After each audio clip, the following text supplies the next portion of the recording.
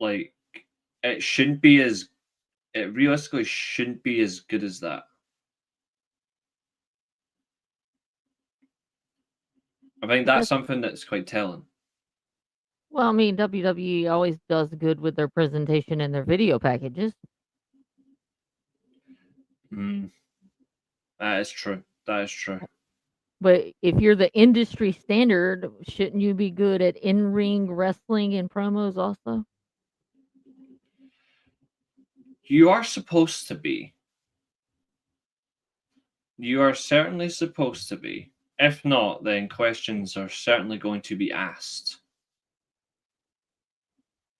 But, well, we can all say that again, can't we? I'm trying to think as well what I found. So that was one of the positives for me. And to be honest, the other one, again, he just seems to understand now.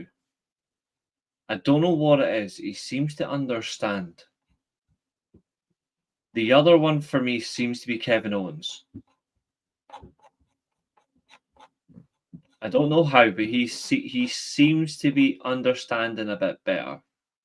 I think Rhea Ripley going berserk. Actually, not three positives because Rhea Ripley going berserk is absolutely brilliant. But I do have some Yeah, but then mitigating issues. again, there's really nobody on the roster that's on her level. So That's because the one that's on her level is on SmackDown. Sorry, Bianca Belair fans, it's not you. It's Chelsea Green. Once they figure that out, then we can have conversations, but they never will. oh, they're never gonna let that happen. No, they're too afraid. They are far too afraid to do that. I found some parts of Raw absolutely pointless though, which is standard. For one, he was advertised. Actually, two people were advertised for this show. Only one of them appeared. Um, what happened to Lyra Valkyria? That's a good question because I don't know if they were supposed to give her an in-ring segment, but instead they gave us like a video package of her winning the title. So I guess that's their determination. We got her on the show. Which is embarrassing. But nobody's going to really say much, are they? Well, Well, no. except those actually see the issue.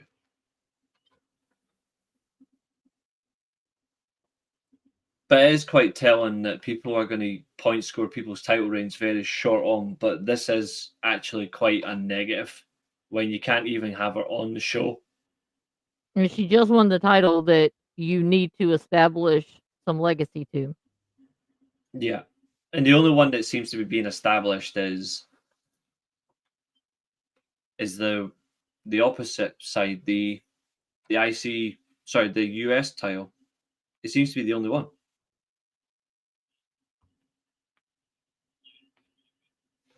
Just making sure. That's fine. Braun Well, Breaker. I think that is because Chelsea Green is making that one over on Yeah, her own. and that's something that Lyra Valkyria can't do. I don't She has think no she's charisma. She's boring in the ring. in general. Like she's got the personality of a wet blanket. It's actually quite laughable. Like in terms of issues that she has, I don't think she's capable of getting this championship over. I think she would have been better suited just being a chaser. The second person as well, and we'll get to the whole match that he called, but I want to get everyone else's opinion as well in the chat.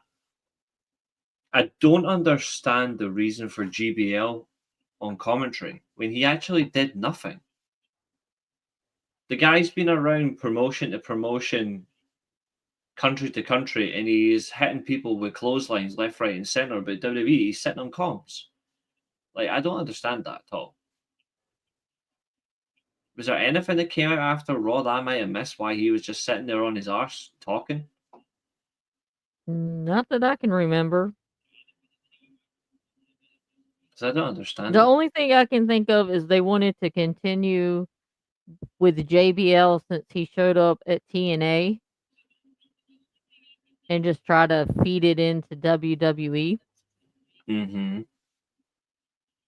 That would be my only thing thinking why he showed up. I agree with James. It was a complete waste of time. It made no sense. Exactly. Complete waste of time.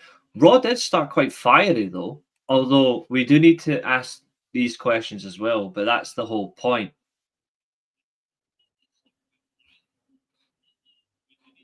Okay, that's a question. What would be your Mount Rushmore of screw ups in wrestling history? Mine would be Jake Roberts, Jeff Hardy, Velveteen Dream, Del Rio. Um, Jake the Snake Roberts had his problems, but I wouldn't consider him a screw up. The continuousness, at least I think the reality is that Jake the Snake Roberts actually willingly did something to try and get help and, and resolve himself, and he's now back in a clean bill of health and he's thriving again. I think I think Jake Roberts being on a Mount Rushmore of that level is a maybe a bit too harsh. Again, it's your opinion. Jeff Hardy, I would agree with. I mean, I like despite being a fan of his growing up, I absolutely agree. Velveteen Dream, massive. Del Rio, massive. I would replace Jake Roberts with either.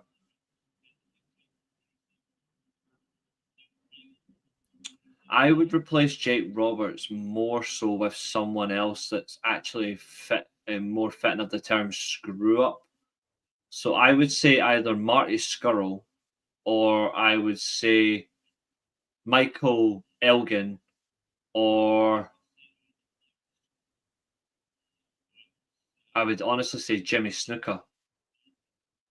I think they're far more of a screw up than Jake Roberts personally, because Jake Roberts actually went and got help, and you can see it. Like he looks well, and I think that's again that's your opinion. I agree with the other two 100%. Sorry, other three. Sorry, like Jeff Hardy, I think it's hard to leave him out. Del Rio is more than just a screw up. He's an absolute woman beater. Like somebody needs to chain him like to a fence and just let every single woman he's ever harmed to just kick him in the balls repeatedly. But that's what I would do. Yeah, 100%, James. It's reality.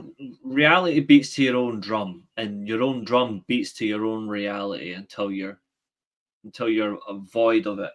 I think you've got to make the manner of it click. But Raw did start with one angle.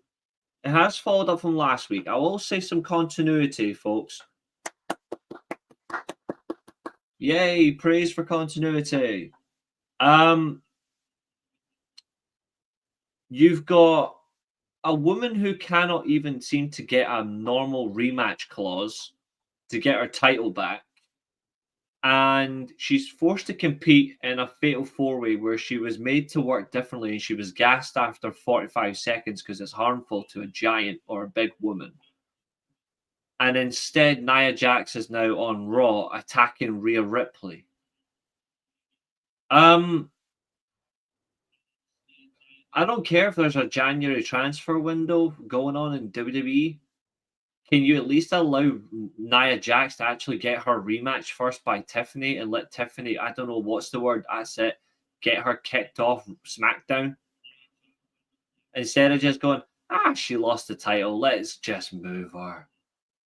Like, it seems a bit cheap considering how great a year Nia Jax actually had last year.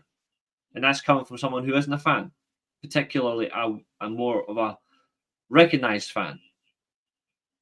I just find it a little bit strange, a little bit disheartening that this is what Nia Jax has been succumbed to. What do you think? I think Nia has improved since coming back, but yeah, where's the story of her just attack going after Rhea Ripley when she Yeah, had been in a feud with Tiffany? You had all the signs of Tiffany was going to turn, Tiffany was going to turn. Tiffany finally turns and wins the belt. So Nia's just like, okay, I'm not pissed off. I'm not mad this bitch just pinned me and won the belt. Exactly. And then again, I hate to say this because, like I said, Nia has improved. She is Mm-hmm. not on the same level as Rhea Ripley. So if you're No. gonna put her in a program with Rhea's basically gonna have to carry that match. Yeah, And I in agree. the long run, we could have a Mercedes Moné Britt Baker match here where the match is so bad that it even hurts Rhea. And especially at a crucial point in the year as well, where you can't afford to make a mistake like that. Especially with you being on the road to WrestleMania. Yeah, it's quite frightening in that way. This is what I don't understand. Like WWE have completely removed the concept of a rematch. Like Tiffany wins telling Nia doesn't get a rematch and puts it in a situation Rhea Ripley find the baffling. Yeah, I don't understand it either. Like But there was no discord on this, like, where's the story? Why are they doing this? But you let AEW pivot one little millimeter and all hell breaks loose. even contextually without them, it makes no difference. I'll be surprised if this happens, Maria, but it's a fair thing. I don't think Jordan Grace is going to win the Rumble. For one, the reason why I don't think WWE is going to win the Royal Rumble is I don't think they would have the ambition to do such a move. It doesn't. It would be quite a like that's an ambitious move in a positive sense. I will grant that that's actually a positive way to do the Rumble. Which means they're not gonna do it. Exactly. They're going to go for the clear obvious. The winner of the Rumble on February 1st, 8 days from now, well, 9 days from now, pretty much.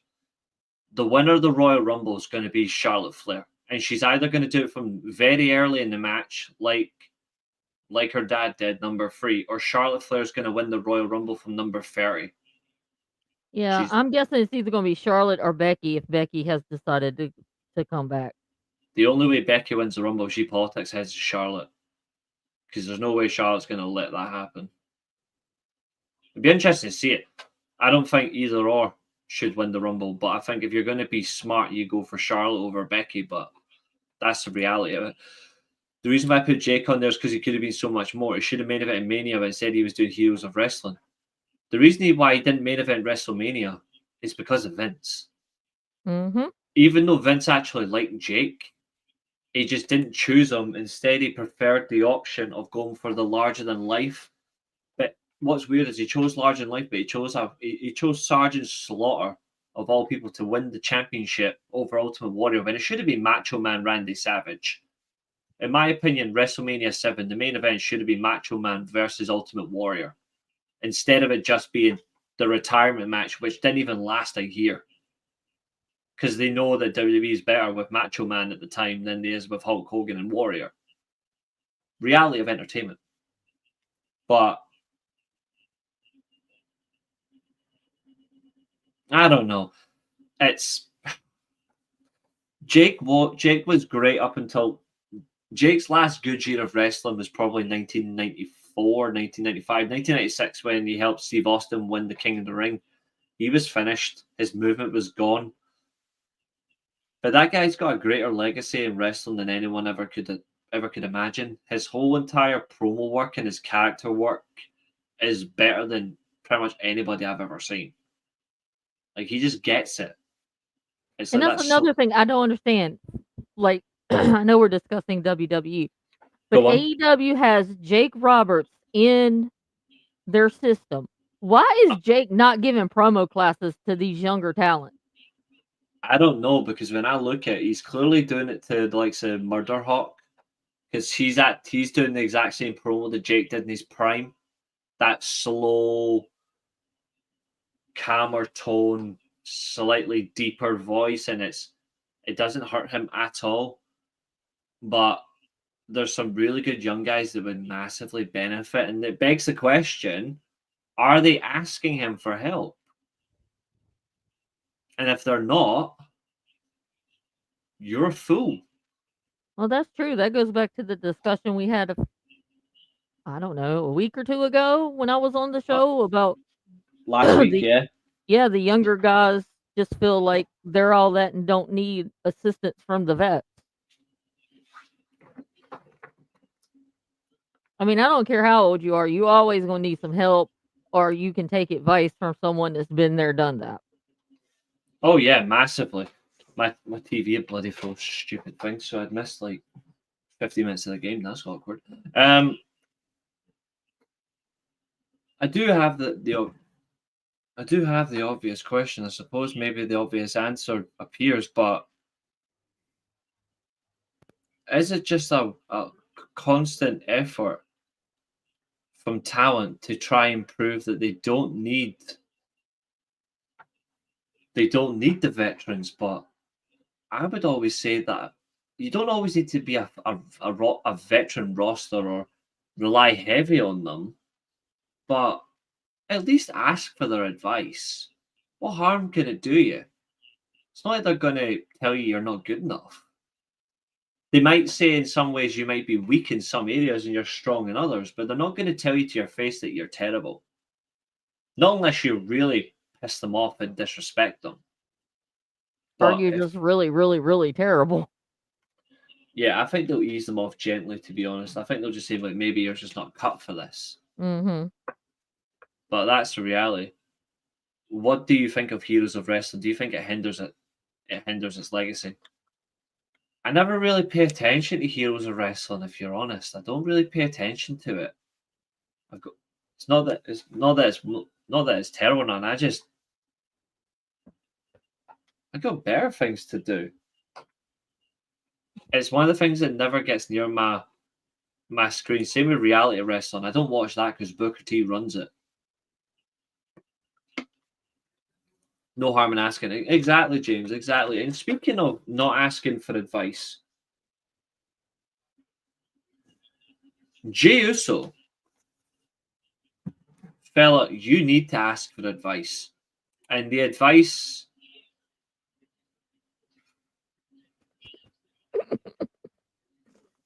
It's your favorite, Reese. Let's I start absolutely. eating. No, I got Let's better out things. eat Michael Cole. No. Oh, hell no. Hell no. I absolutely need to see this happen. I need to see Jey Uso actually ask advice on how to be more than just a word.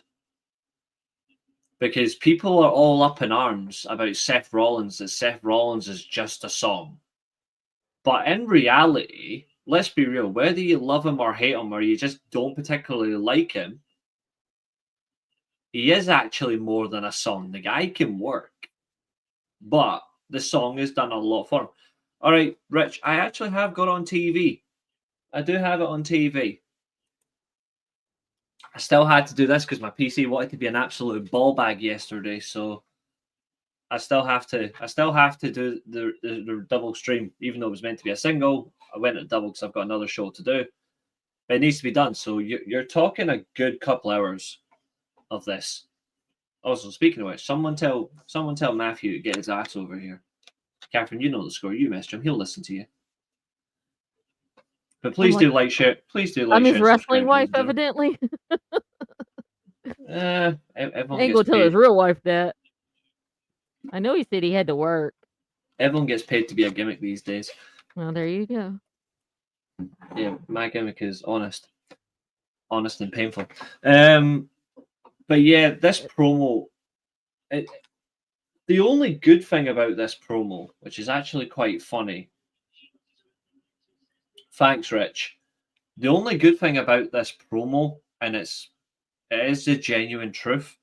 The only good thing about this promo is the fact that it actually just quickly led to a brawl, and it got over with. Because this promo really highlighted a major problem. You've got somebody who can't wrestle and can't talk.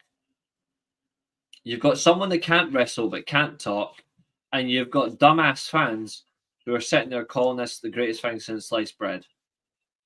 Well, I mean, their bar is kind of low, but I will say that Gunther Great save. was spitting some facts at Jey Uso. Oh, absolutely. He's completely ill-worthy of a championship, And I especially at have a one. feeling, it's just this gut feeling, they might let Jey Uso win Saturday main event. Well, we know that Gunther doesn't have a world title match scheduled for the Royal Rumble, so that's beggars belief. Oh, I think he's gonna get Goldberg at the Royal Rumble. Ugh. That is just utter nonsense. That I do not want to see that, I especially wouldn't because he. mind if Dragunov is back. I wouldn't mind seeing another round of them two because they had a really decent match in NXT once. Oh yeah, I mean that was actually worth watching. Like it was really good. Looks like an injury for Connor Barron. That's not good. Right on the foot. Right on the foot. Bailey's officially God, not Goldberg. We've seen enough of him. Absolutely. The guy, the guy says Jake Roberts drunk is more entertaining on the mic than some of the AEW roster. You know what? I'm actually not going to disagree with that. Purely because it is a weakness on most of the AEW roster. Most of their weakness is literally the mic, whereas the ring stuff and how they present themselves with emotion is stronger. Not everyone's going to be great on the mic though, and you can still be great. You can still be terrible on the mic but still succeed. Like it's just about how you come across. But it is a major focal point for them to really get in tune. Bailey's confirmed she's signed to Raw. Okay, cool. We kind of expected that. Them cheeks can be on Monday Night Raw. That's cool. And them cheeks are off my screen. Rey Mysterio, of all things, defeated Kofi Kingston with his own move. What's that all about? Yeah, that was a little strange to me. And if you're wanting Kofi and Xavier to be true heels and get real heel heat, why would you not have Kofi beat him like holding onto the rope or holding onto the trunks or something? Some heel Or tactic to win. or a low blow than the SOS Yeah. that he does. Like it made him sense. I don't understand, especially because a babyface shouldn't be winning by stealing the opposition's finisher. That's a heel tactic. Obviously, everybody does steal finishers in a way. Babyfaces do it as well, but a babyface does it, but they don't win by it. They just do it for the damage and the eventual near fall. But every time I've seen a heel talent use an opponent's finisher, they have won the match. And Chris Jericho's a prime example of that when he done it on The Rock. I just don't understand why Mysterio wins with the boom drop. And it doesn't help. This commentary has GBL, and he just sits there and does nothing. Like, it's a reality that he's been doing so well elsewhere, and he comes back to just sit there and party up with Pat Scrappa Cash, and Michael can't do any more to bore me Cole. Like, the actual Cole itself is better than Michael Cole. It's becoming a problem. It's not obviously the guy. It's not Kofi Mania anymore, but Kofi's meant to be a heel. And Kofi Mania wasn't that interesting anyway. If you think about it, that was already doomed for the beginning. The minute he won that title, he was set up. We knew who was going to take the title off him. It was just a matter of when. Everyone knew the title was going back to Brock Lesnar. But I don't know. What did you think of the match though, Mysterio versus Kofi Kingston? It's their first match in over a decade, but their chemistry at least showed together. You can see the chemistry's there between those 2. Mhm. I mean, it was a it was a decent match. Just the outcome didn't seem to make sense to me if you're trying to get New Day over as a heel faction. Mm, And then massively. if you're gonna set them up, you're gonna have Mysterio and Cruz del Toro and Wild eventually going to end up I know. in like I a know. 6-man tag. So New Day is going to have to find a partner to go against them. That Quincy guy will probably be it, or whatever he was called. Something Jones or whatever. It's the guy who was on NXT, but when he came to Raw, you saw him once and he was just never there again. Oh, I think he got released. Mm. You know what I would do if I was the New Day, even though he's doing amazing in Noah? I would actually invite. I would put Omos in this heel New Day faction. Just imagine Kofi Kingston and Xavier Woods are just taking the pure piss out of people. They've alienated the whole roster. And then almost just be the muscle. Aye. Kind of They're like getting Big E beat. was. Exactly. They're getting beaten up in the ring. And nobody's coming to help them. And all of a sudden, all you see is just big Omos walking to the ring. Instantly, you're scared. Omos has a presentation. Straight away, James, that's a shout, Reece. I think that could work. I would like it. I wasn't sure about Omos at first. Like, for quite a while, I wasn't sure because I don't think he was being used the way a giant should. And it made me dislike him very early. AJ Styles, to be fair, he tried to get him over as a giant, both as a heel tag team and against Omos. But it didn't really work. I also think it didn't help him when he lost to Brock Lesnar at WrestleMania. I saw it happen anyway. I knew Brock was going to beat him. There's no way Brock was going to lose to a giant. He always seems to beat them. Mm-hmm.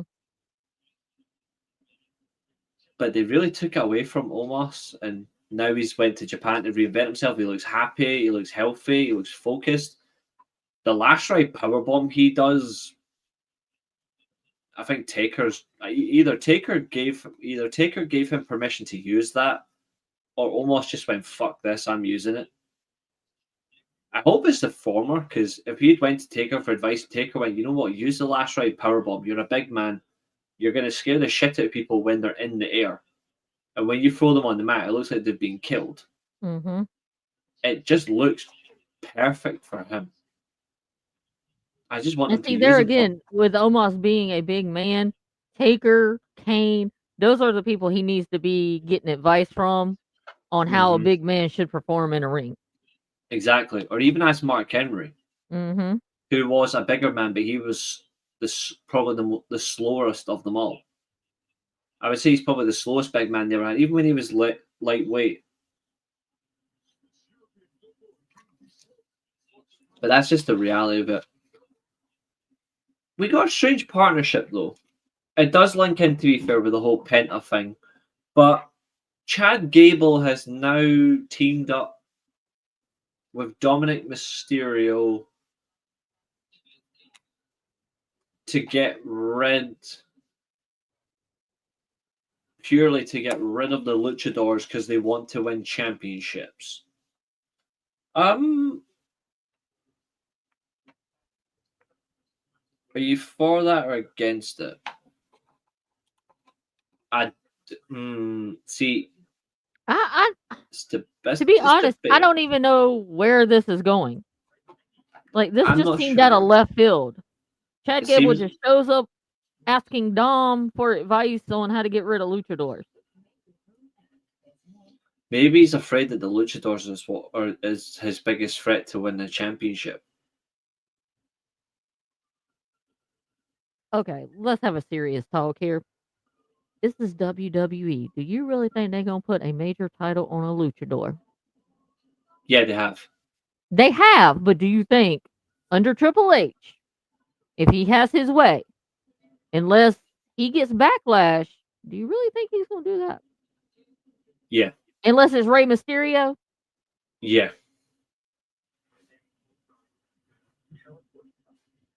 With my chest, I think he will, yes.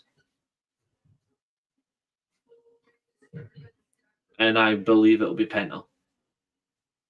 I don't think he'll give Penta a single title. I think he'll wait till his brother comes in and gives them the tag titles. And that'll be the extent of what they get. Most likely. I mean, I could see him doing it as a fuck you to AEW. I mean, to be fair, they should have done because AEW never gave him a singles run, which was ridiculously stupid. Yeah, when Phoenix was hurt, Penta should have had a singles run and won a singles championship. He only had one singles. He only had one singles title match in his 5 years in the company, I believe, and that was the match I think with Orange Cassidy for the international title. I believe that was the only singles match he had. And he should have won it. That's because TNA knew how to use him, dude. Penta's best run in America was probably TNA. And then obviously outside of it, Mexico, Lucha Underground just nabbed him perfectly. This won't happen though. If they haven't done it already, then I don't see it happening at all. I think they lost the momentum on Chad Gable being IC champion.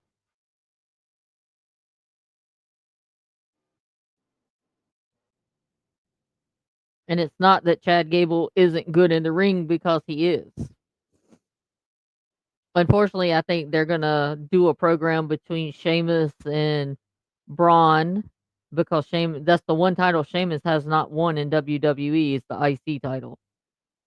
So no, whether he'll win it on Saturday night or they hold off and just keep having them feud until WrestleMania and then Sheamus win it at WrestleMania is something I could see them doing.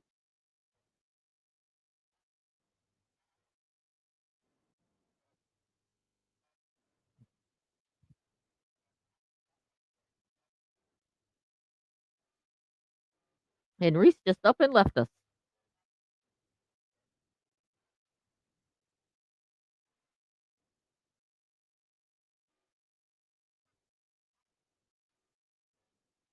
And then he just put me in center. But the Kingston Mysterio match was the first showdown they've had in 16 years.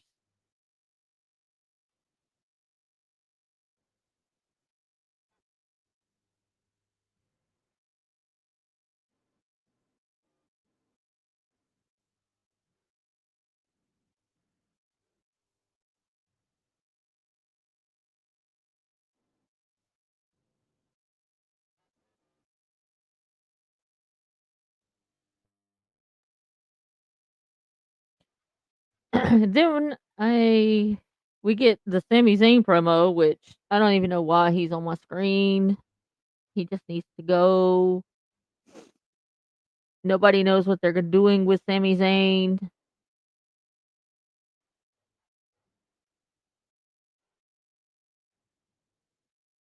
Um, I know Sammy thinks he's like in the upper elite of WWE, but I don't know. I don't see him. I don't see him being on the same level as McIntyre or Punk or Seth Rollins.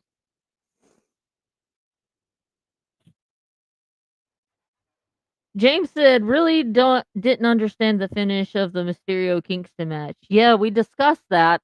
Like, if you want Kingston and Woods to have heel heat, why are you letting Rey Mysterio beat him with his own move? That doesn't even make sense. Hi, Bobby. My friend Bobby showed up in the chat. So we get Sami Zayn entered himself into the Rumble, which, we all figure that. And then Kevin Owens appeared, which didn't make any sense. He's like, I'm going to be there for you. You'll be there for me. Blah, blah, blah. I enjoy Kevin Owens, and I enjoy Kevin Owens' character work.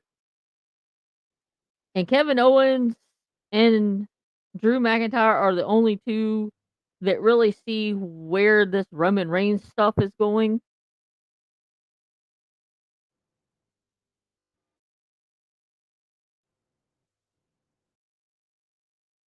And Sami Zayn said that he didn't need a world championship, but he wanted it. Well, if you don't need it, then why do you want it? It ain't going to help. You're still going to suck. Maria said, "I thought the heel change of New Day was going to get them wins." Well, we did too. I mean,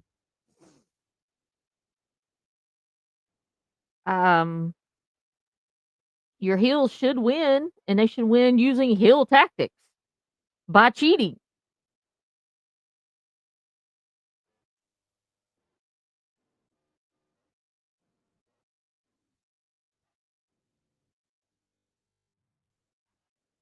But we had Sammy and KO discuss their friendship. Owens is telling Sami Zayn that he believes in him, blah, blah, blah, and that they've never headlined WrestleMania main event together. Yeah, I'd be alright with that. Just these Welcome ones. back, Reece. Yeah, just dropped out for a few, but there seems to be issues, so I'm going to fix it after the stream. So I'll stick to these headphones for now. But you never said I'm such an absolute nerd. You're See, fine. huge nerd. Nothing wrong with being a geeky nerd.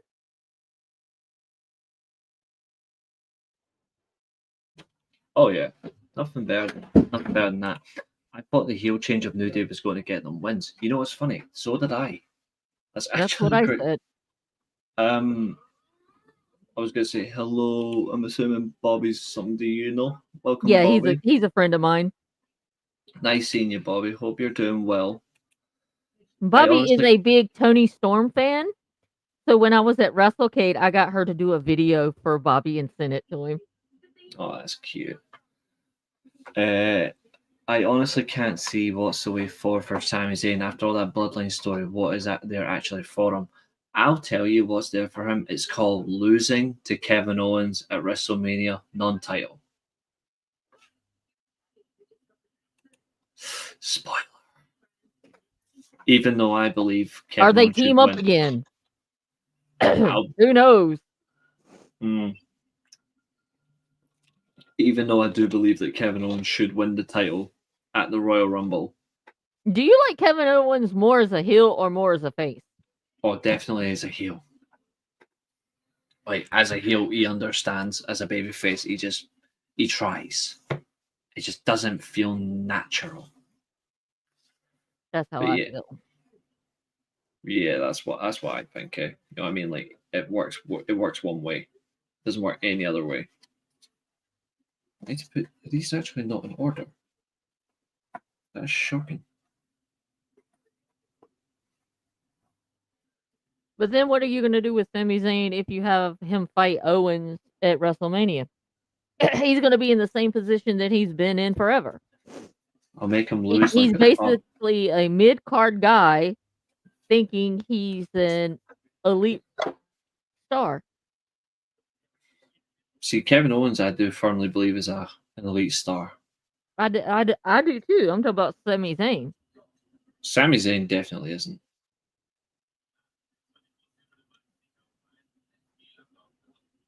Yes, KO is a good storyteller as a heel. Mm-hmm. Massively, and yeah, he works better as a heel.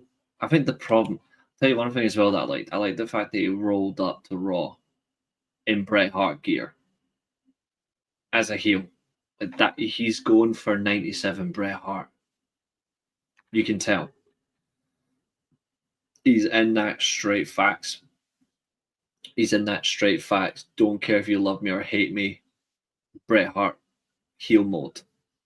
He's like, I'm just here to get my money and do my thing and move on. Yeah. Except he should be doing it with the championship. Oh, he definitely should dethrone Cody because Cody's reign has sucked donkey nuts. That's one way of putting it. That is one way of putting it. Well, we don't have really cool scenes like y'all do over there in the UK. Do you say cool scenes? Yeah. Like, I like when you say cock wobble. I got one. I tried to explain how the word cunt is used over in the UK compared to America. Because my mother got mad. My best friend called one day and I picked up the phone and said, "Hey, cunt!" She's like, "You did what?" I was like, "She's my friend. That's the meaning of it in British." Well, I got one just for you.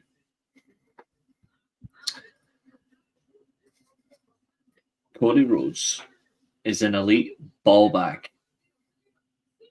Or as we Scottish say it, he's a ball bag. There's one just for you. I'd start using that. It'll make James laugh. Trust me. Because he'll get it. I Sheamus think and Kevin Braun. Owens with the title would be better than Cody with the title. Mm. But Like, I then think you'll it have all was- the Cody crybabies like Dave LaGreca crying that Cody lost. David LaGreca's opinion matters when. Oh, it got so bad this morning, and I really wanted to listen to the show because Nick Nemeth was on today, because he's on Thursdays, and I really want to listen to the show, but oh my God, Dave LaGreca was so bad. I was like, yeah, I got to turn this shit off. I really don't understand the guy. Like I feel bad for Nick Nemeth. You can say that again. I feel sorry for anyone that actually has to work with him that's actually likable. Like he's quite disingenuous.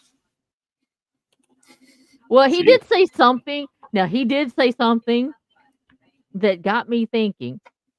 He said that he liked AEW and wanted AEW to succeed, which is why when they first started out, he would have dedicated time on Wednesdays for Tony Khan to come on and promote the show.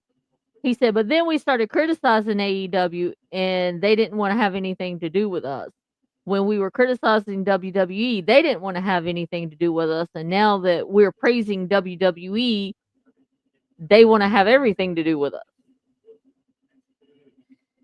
I wish I had sound effects right now. But shouldn't you be fair on both? Yes. And not glaze on one and bash the other one constantly? Correct. You should be. Like, he was literally bitching about the start of Dynamite last night. That's alarming. Oh yeah. To be honest, I wouldn't mind that myself. Yeah, but he signed on the dotted line. I wouldn't mind it in a different concept. Kevin Steen in AEW would be awesome.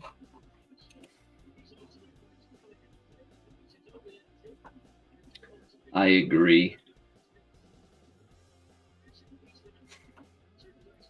Braun Breaker.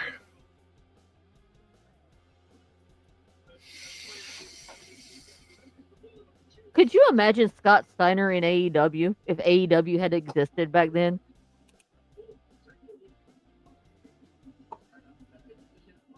Hey, Matthew. What's up, big man? All good here. Okay, let's see. Changes for both sides before the second half. Oh, Maguire and Dallo. Why? Delette's off. Yes. Fucking Dutch fraud. Anyway, speaking of that.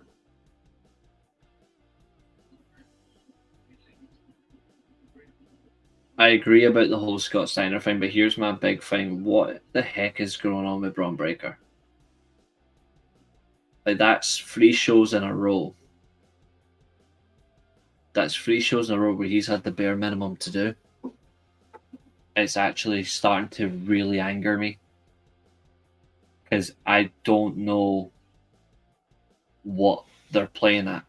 I don't get this at all, you know? Isn't him and Sheamus doing a match at Saturday Night Main Event? Yeah. He's defending the... This will be the first time we've seen Braun in a ring in how many weeks? Well, he hasn't wrestled on TV since mid-December, I think. So I'm thinking he's got to be injured for them not to put him in the ring. He might be. Like, he had an injury or he re-aggravated an injury maybe. Well, that's why they're not putting him in the ring. But they're still giving him, like, show him sitting in the crowd or having a backstage promo with Sheamus. If that's the case, then I would invoke an old rule. I would invoke the old rule that if you can't defend a title past 30 days, you've got to forfeit. I was all for that rule, regardless of who you were. So I don't know why all of a sudden it's gone. Like, I would absolutely re-invoke that. Well, it makes sense, and that way you can't hold the title hostage like Roman Reigns. Mm-hmm. Which we know happened. It's a poor reality. Sheamus doing his usual talk-ups. That's a good point as well. That is true.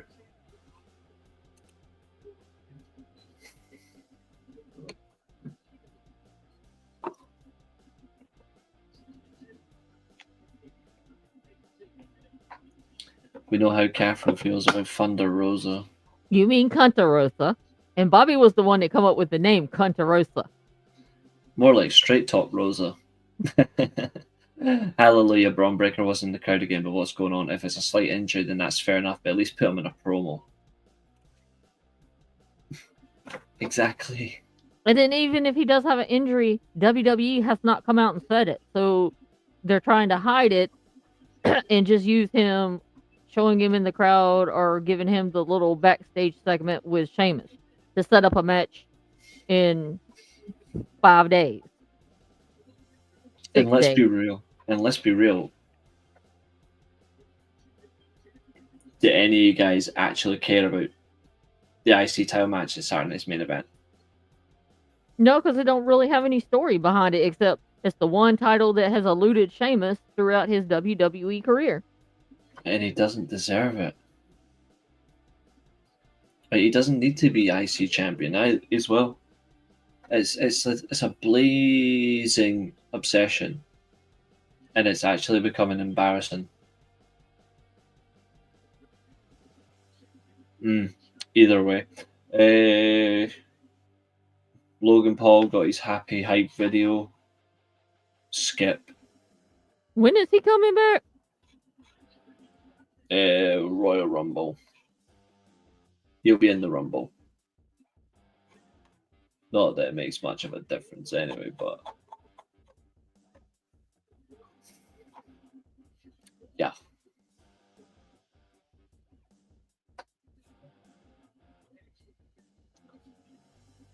Best match on the card, however, definitely was Penta versus Pete Dunne. But that match actually showed me something as well, which has got me asking a serious question. And I'm not sure why.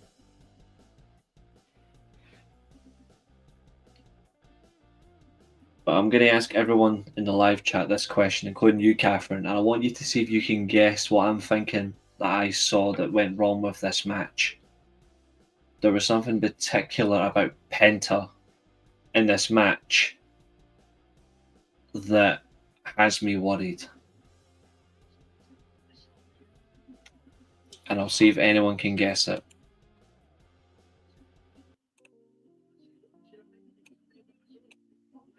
That they're neutering him? No, not that. It's not that. He's making mistakes in the ring because he has to slow down? Nope.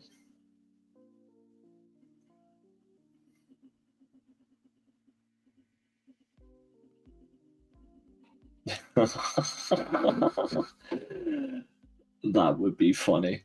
That would be funny.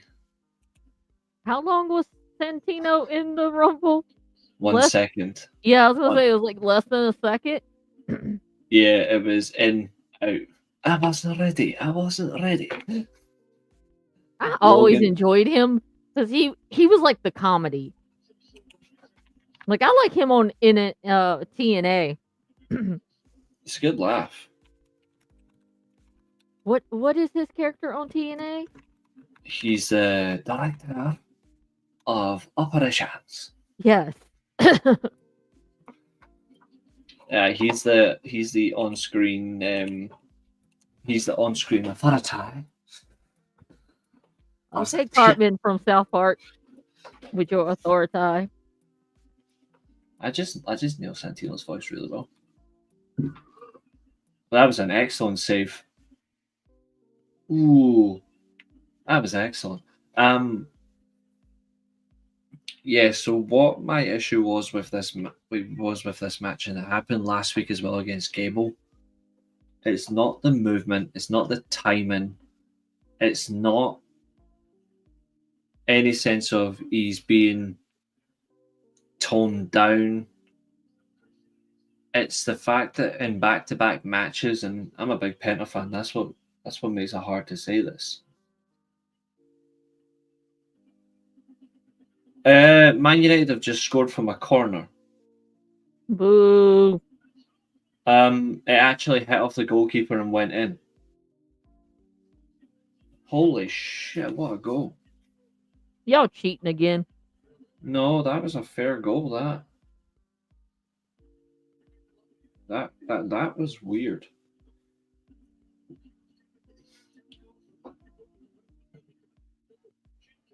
Oh, he's actually tried to punch it and it's went out. That's bad.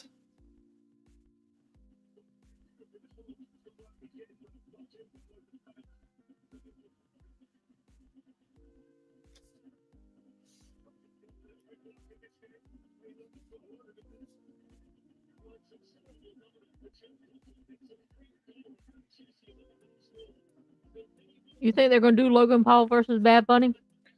It wouldn't surprise me. As a whole Legends thing, it would really be cool. You get some you get some strength out of the two of them. In a way, you can actually see who's the more viable celeb talent. But that's actually really just it was an own goal, yeah, but it was an own goal. Christian Eriksen, to be fair, from a set piece is deadly though. Like the guy just gets it. CM Punk's promo. He's shot himself in the foot. Like he really has shot himself in the foot because he's really made sure he's not winning the Rumble now. And was there really a need to bring up Hulk Hogan? That's what's going to cost him the Rumble win, in my opinion. Which is mental. Because prior to that, it was going really well. Calling out Sami Zayn a lot, it was strong.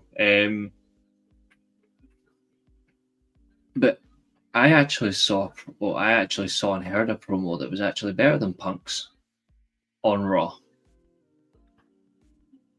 Oh, wow. What? Sting has announced this will be his final year doing meet and greets in full gear face paint. Rightly so. He doesn't need to do that anymore. It'll be sunglasses.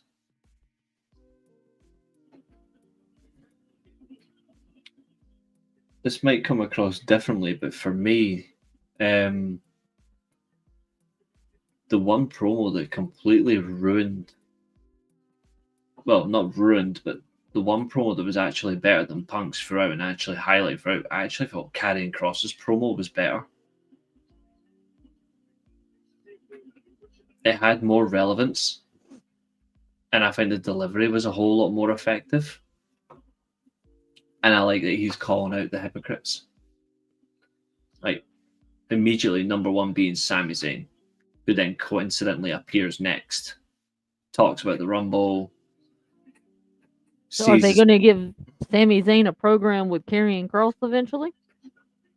I would say so. It wouldn't be a bad one. But the bad thing is, they're not going to let Kross win. Sadly not, because he's stuck with the Miz at the minute. You can't win anything if you've got the Miz. Now, Mike Mizanin is not bad. He can talk on the mic. That's about the only good thing the Miz can do. Is talk on the mic. Cross is underrated. Yes and no. Um,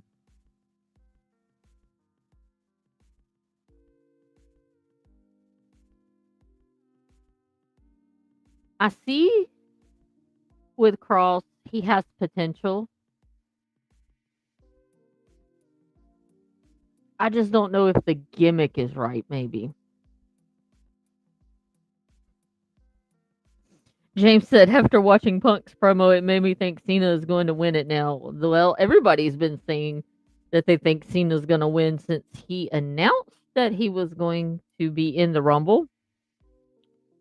Few people heard rumors saying Randy Orton could be a possible winner, but again, does he need it? As a Randy Orton fan, he always needs it.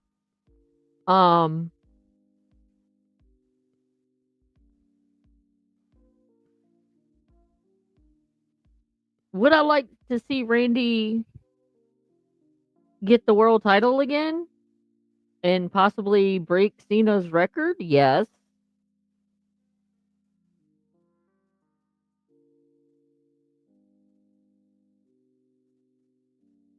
But I have heard Discord saying that this is the first year where the Royal Rumble is really unpredictable, where you really kind of don't know which way they want to go because there's so many different ways they could go with who could win. Cross has been doing good work lately. Maybe. I don't know if Cena's got it now. I mean, he could win the Elimination Chamber and still make his way to WrestleMania.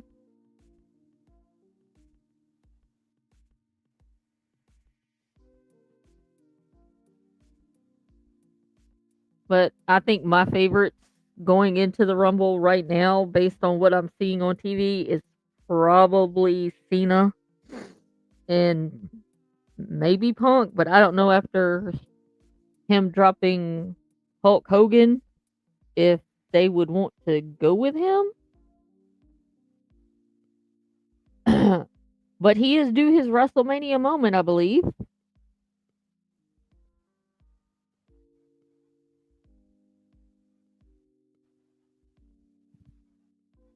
Get back and see what was next. Because I'm telling you, I really don't remember.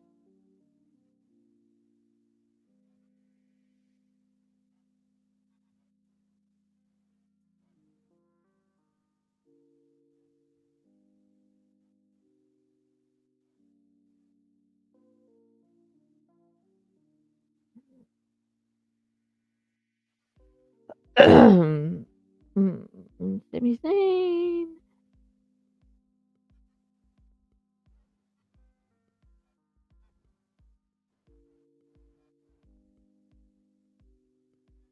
So then we get a backstage segment of Bailey walking backstage, and we get Nia Jax. And then we see Roxanne Perez of NXT sitting ringside, which we all kind of figure Roxanne is being moved up to the main roster. I do think she's going to show up in the Rumble and possibly a permanent stay on the roster. Then we get Bailey and Nia in the match. Match wasn't that bad. It was a women's match. I'm not fond of women's matches, but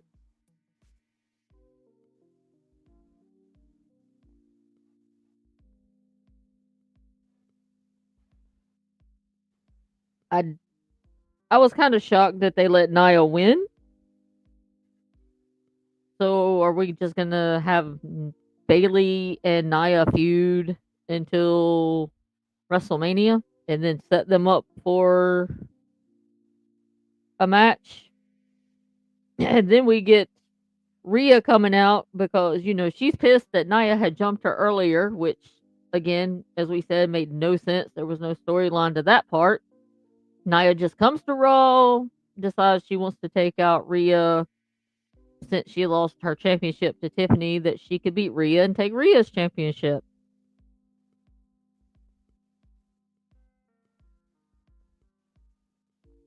How long have I been watching wrestling for? Probably longer than you've been alive, to be honest. Because I'm pretty old. Fernando, Roxanne's eliminated Bailey from Rumble and set up a Mania match. I could see that giving the ending that they had on NXT last week, where Roxanne hit Bailey and they kind of started fighting, and then, because there's a hard out, it went off and you didn't get to see what really happened. I might not even be upset with that. I actually think I might like a Roxanne Bailey match. And I'm not a fan of Roxanne Perez. Roxanne versus Rhea? I don't think so. Bailey, Roxanne, yeah.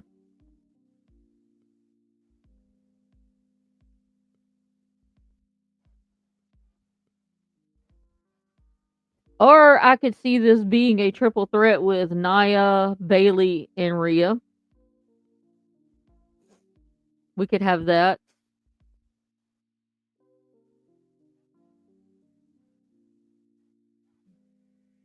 I don't know. I don't know if I would want a three-way.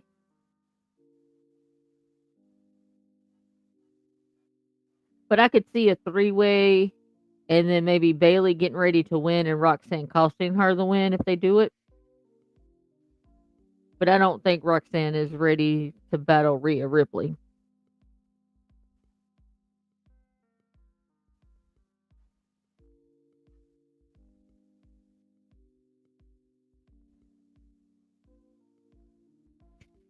And then we get to see the Judgment Day, and Chad Gable's asking Dominic for some help, and Finn Balor is notably missing. And we see Mysterio hand Gable a piece of paper, and Gable says that he will learn some Lucha Libre dark arts. Some people are saying, because they use the word dark arts, that this could lead into Malachi Black coming in, which we all know he's pretty much gone from AEW. And the name of his wrestling school is called the Dark Arts.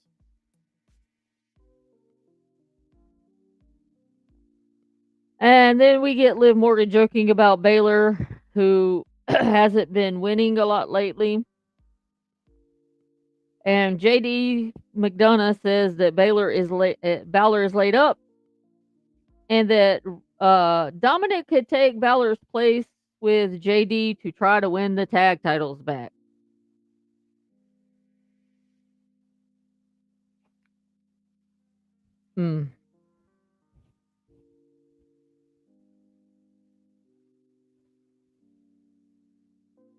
And they announced that Lyra Valkyria was supposed to be on the show, which we all thought physically. Instead, we get a video package of her winning the Women's Intercontinental Championship and saying that she will defend the title against anyone. So, chat, who would be a good opponent for Lyra for her IC defense? I wish the Demon Balor would come back. I like the Demon Balor. That's what I'm thinking, Fernando. I think it is Becky, too.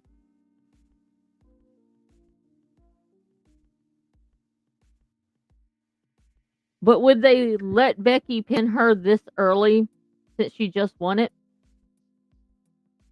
And does Becky really need the Women's Intercontinental Championship?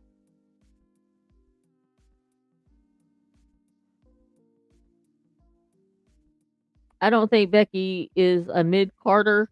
I think she would directly go after Rhea's title.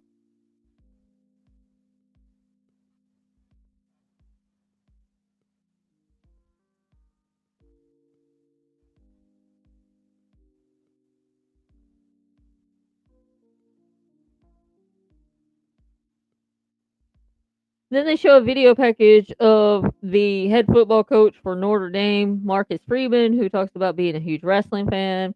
Then they talk about tickets for WrestleMania. Pretty much you have to probably take out a second mortgage on your house to get tickets for WrestleMania at those prices. And that tickets will be available on Friday. Then we see Sami Zayn walking up to Seth Rollins, and Zayn thanks Rollins last week for their talk and says it got through to him. To which Rollins says it's about time that Sami shows up, and Rollins is almost rooting for that Sami Zayn, but if push comes to shove, he'll throw him over the top rope in the Rumble. To which Zayn says, "Not if I throw you out first," and he walks off. So here again, we could have a program with Zayn and Rollins. Program with Zayn and Owen. Don't really know if I like either one. Then we get Pete Dunne versus Penta. I thought the match was pretty good. I kind of like Pete Dunne, believe it or not. I think he is really good in the ring. Now, his promo work, yeah. I think he needs some work on those.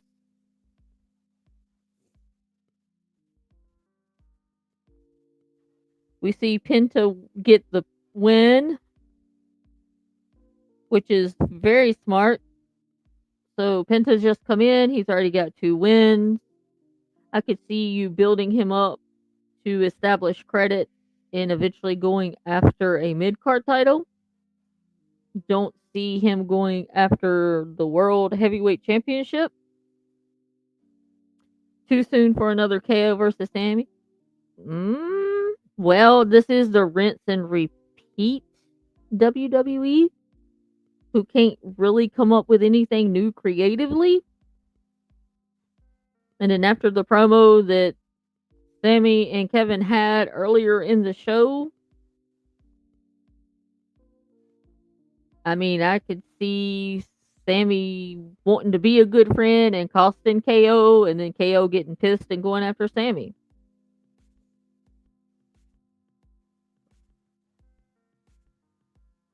WWE has been wasting Pete Dunne, and he is taking too many pins. Yes. Penta and Rey Mysterio versus New Day at Mania. And then again, just because Penta's a luchador, you're going to team him up with Rey Mysterio, which is stereotypical. I would let Penta be on his own and just establish himself. He don't really need Rey Mysterio. But in typical WWE fashion, that's probably what will happen. Is we'll get Rey and Penta teaming up versus the New Day.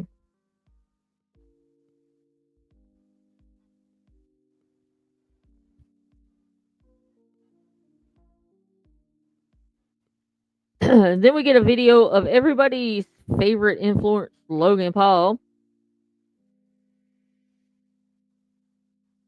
So I guess Logan Paul got his way, and Nick Khan decided to pay him that money he wanted to come back instead of do his boxing match.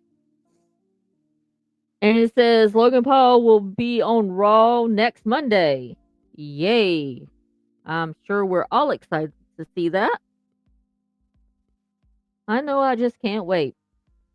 And also, we'll have the War Raiders put their World Tag Team Champions up against Dominic Mysterio and JD McDonough. And we're going to get Cody on the show also. Then we see CM Punk, and he addresses what he thinks is going to happen in the Royal Rumble. And he keeps referring to, if he doesn't win the Rumble, that he'll call in a favor or two if he needs to. So we still don't know what his favor is.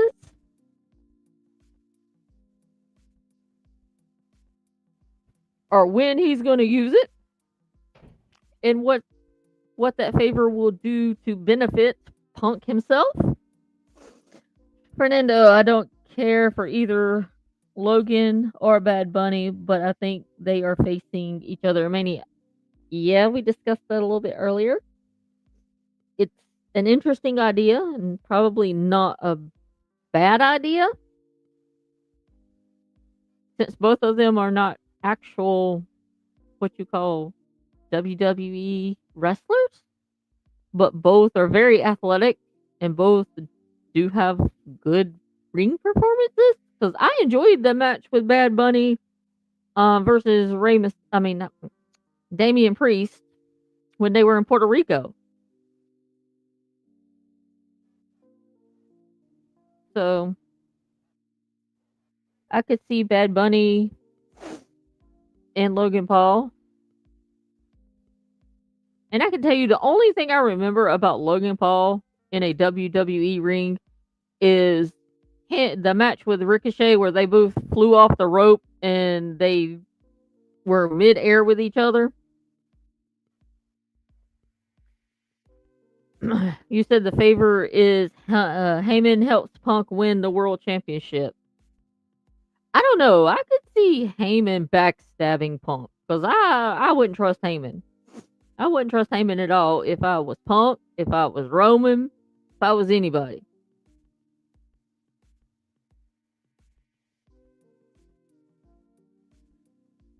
But if it gets the world championship title off of Gunther, might not be a bad idea because just like Cody, Gunther's title reign has not been that interesting, nor that important, or has it been booked that well?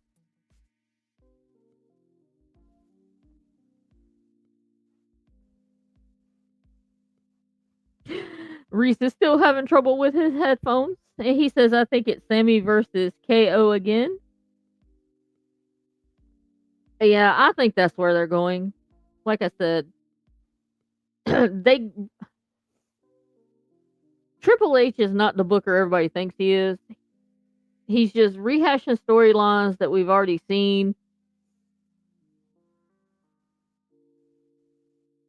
And like I said, I think Sammy comes out to try to help Kevin Owens and instead cost Kevin Owens the match, which is going to set up the feud between the two of them.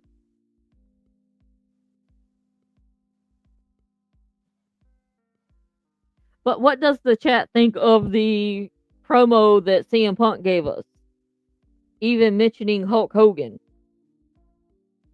Saying that he would kill Hulkamania for good if he got in the Rumble.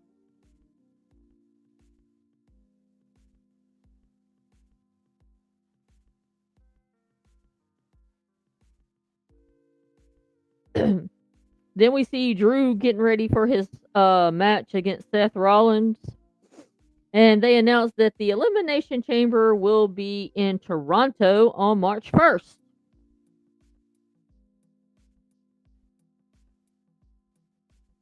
After the Bloodline story is dead, we will find out what kind of booker he is.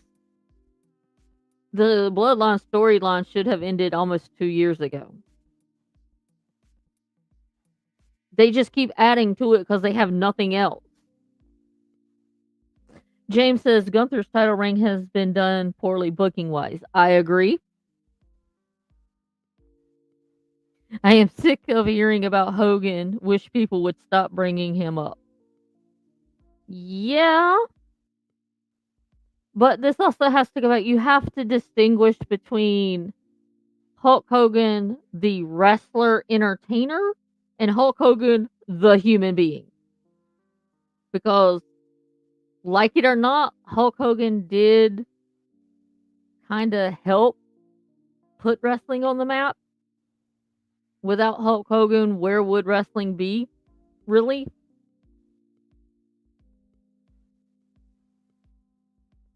I mean, I don't want to see Hulk Hogan in a ring, even if it's in the Rumble for like 3 seconds.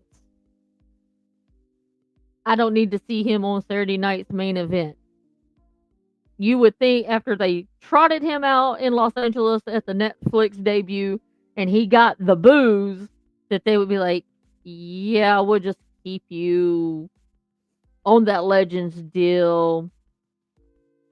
you might can go do appearances here and there for us, but putting you on TV might not be a good idea. Bringing you in an arena might not be a good idea. James says he agrees with Reece earlier that Punk has shot himself in the foot. We will have to wait and see. We will have to wait and see on that. I do see Reese's point on that.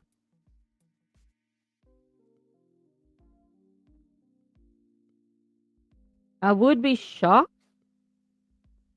I'd be shocked if they let Punk win the Rumble. Because I think I'm definitely going to go with the Cena winning right now.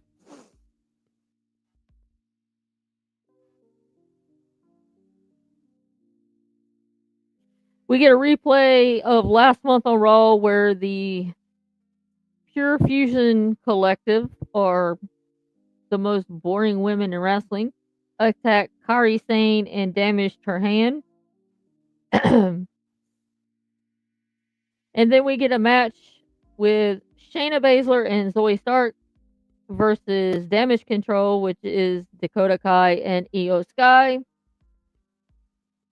I will have to say from this match, and if I'm not mistaken, I think this was the match where Zoe did this drop kick off the top rope, and it looked brilliant. I actually enjoyed it.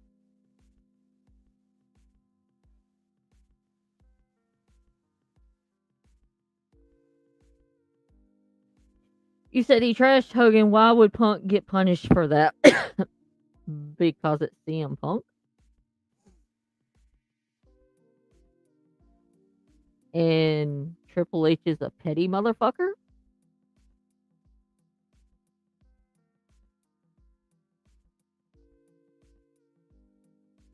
And Punk really didn't have any business bringing up Hulk Hogan in general.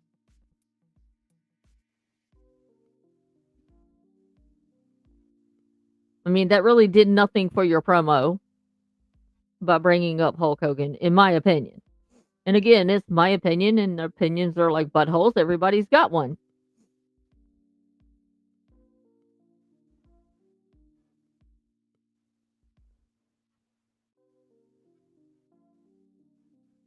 But back to the Baszler, Stark, Dakota, Io match. It was pretty decent. Like I said, I really liked Stark's drop kick off the top rope. Io hits a over the moonsault for the win.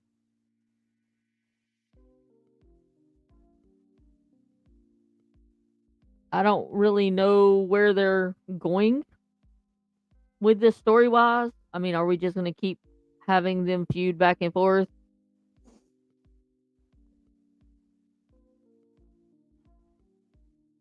Then we get our main event of Seth Rollins versus Drew McIntyre, which was an okay match. Excuse me.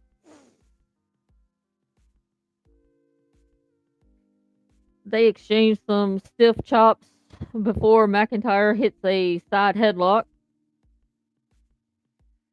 Rollins gets in, he hits a baseball slide and then connects with a suicide dive. And he's getting ready to go for a second suicide dive, but McIntyre catches him and hits him with an overhead belly-to-belly suplex off, of course, everybody's favorite spot outside the ring, the announce table. Out of curiosity, I just wonder how much money it costs them in replacing announce tables, because every show they tear up announce tables. If not Becky, Sky would be a good challenge for Lyra and the U.S. women. Io and like, yeah, I could see that. I think I would like that better than Becky.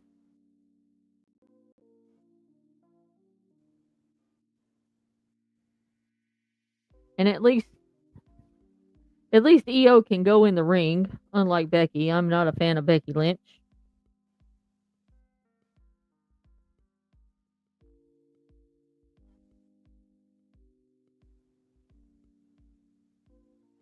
That would be a good program.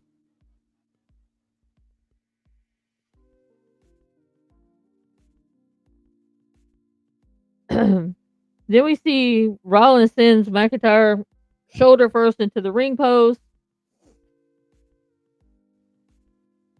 He does it a couple more times. I really felt this match went on way too long.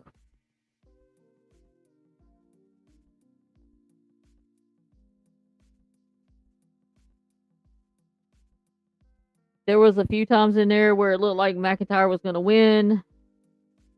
But I think the story with McIntyre is he can't control his anger or his emotions. And those cost him matches that he normally should win. Seth wins by pinfall. McIntyre gets pissed off, then he attacks Rollins. McIntyre scares off the ref, and Rollins tries to fight back. And Zayn comes in and attacks McIntyre, and he drives McIntyre into the ring post as he checks on Rollins. Then Zayn goes back to McIntyre, but McIntyre catches him with a glass cow kiss before slinging him into the barricade. McIntyre then comes back to Rollins, and Sammy accidentally hits Rollins with the haluva kick. And again, Sami Zayn has fucked something up.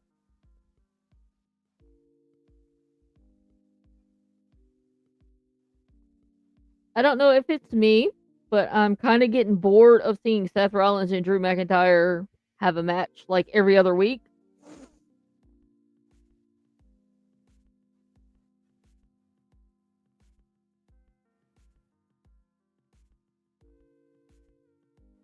Fernando says, I've been over the announce table spot for a while. Yes, it is every week. And it's not just on Raw. It is on NXT. It is on SmackDown. That is like the only place they go where they can legitimately do something. They can't do anything else outside the ring except go to the announce table, either throw their opponent through the announce table, climb on the announce table, and do some type of body slam through the announce table. I mean,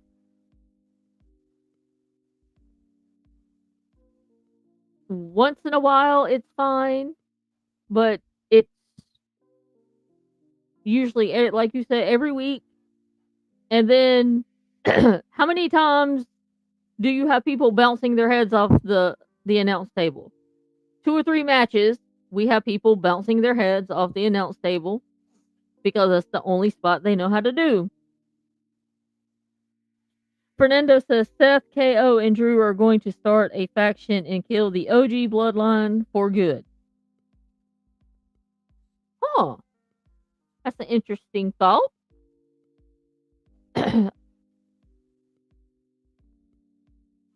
I could see that because they're the only 3 that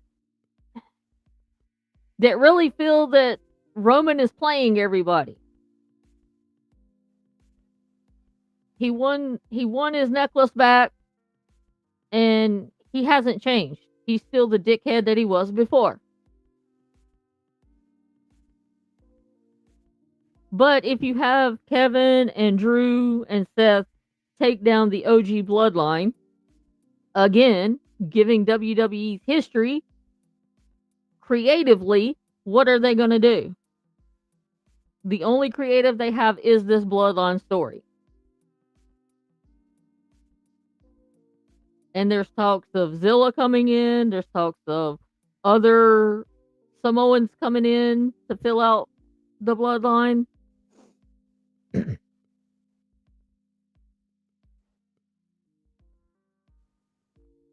But if they could kill them off for good, I would not be upset.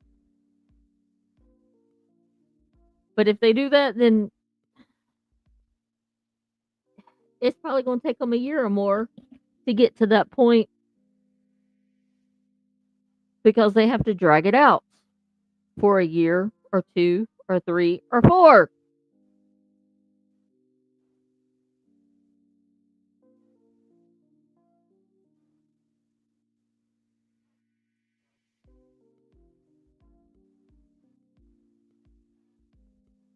So, any other comments about Monday Night Raw while we wait for Reese to get back?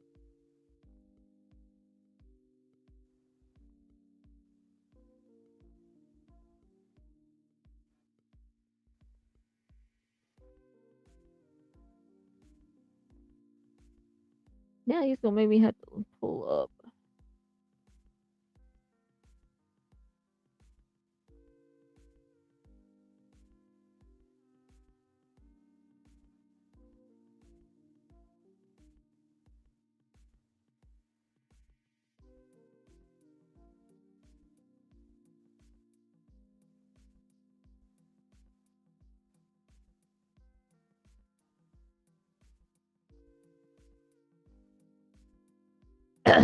It would be a mistake to keep Bloodline story for another year. It's already stale, like the NWO at the end of WWC. Fernando agreed. But how long has the Bloodline story been going? Like we said, this should have ended 2 years ago almost. But when you're creatively bankrupt and you have nothing creative, you just keep going on. They're like the Energizer Bunny. They will not die. This story will not die. They will keep finding ways to keep the Bloodline story alive. And why, I don't know.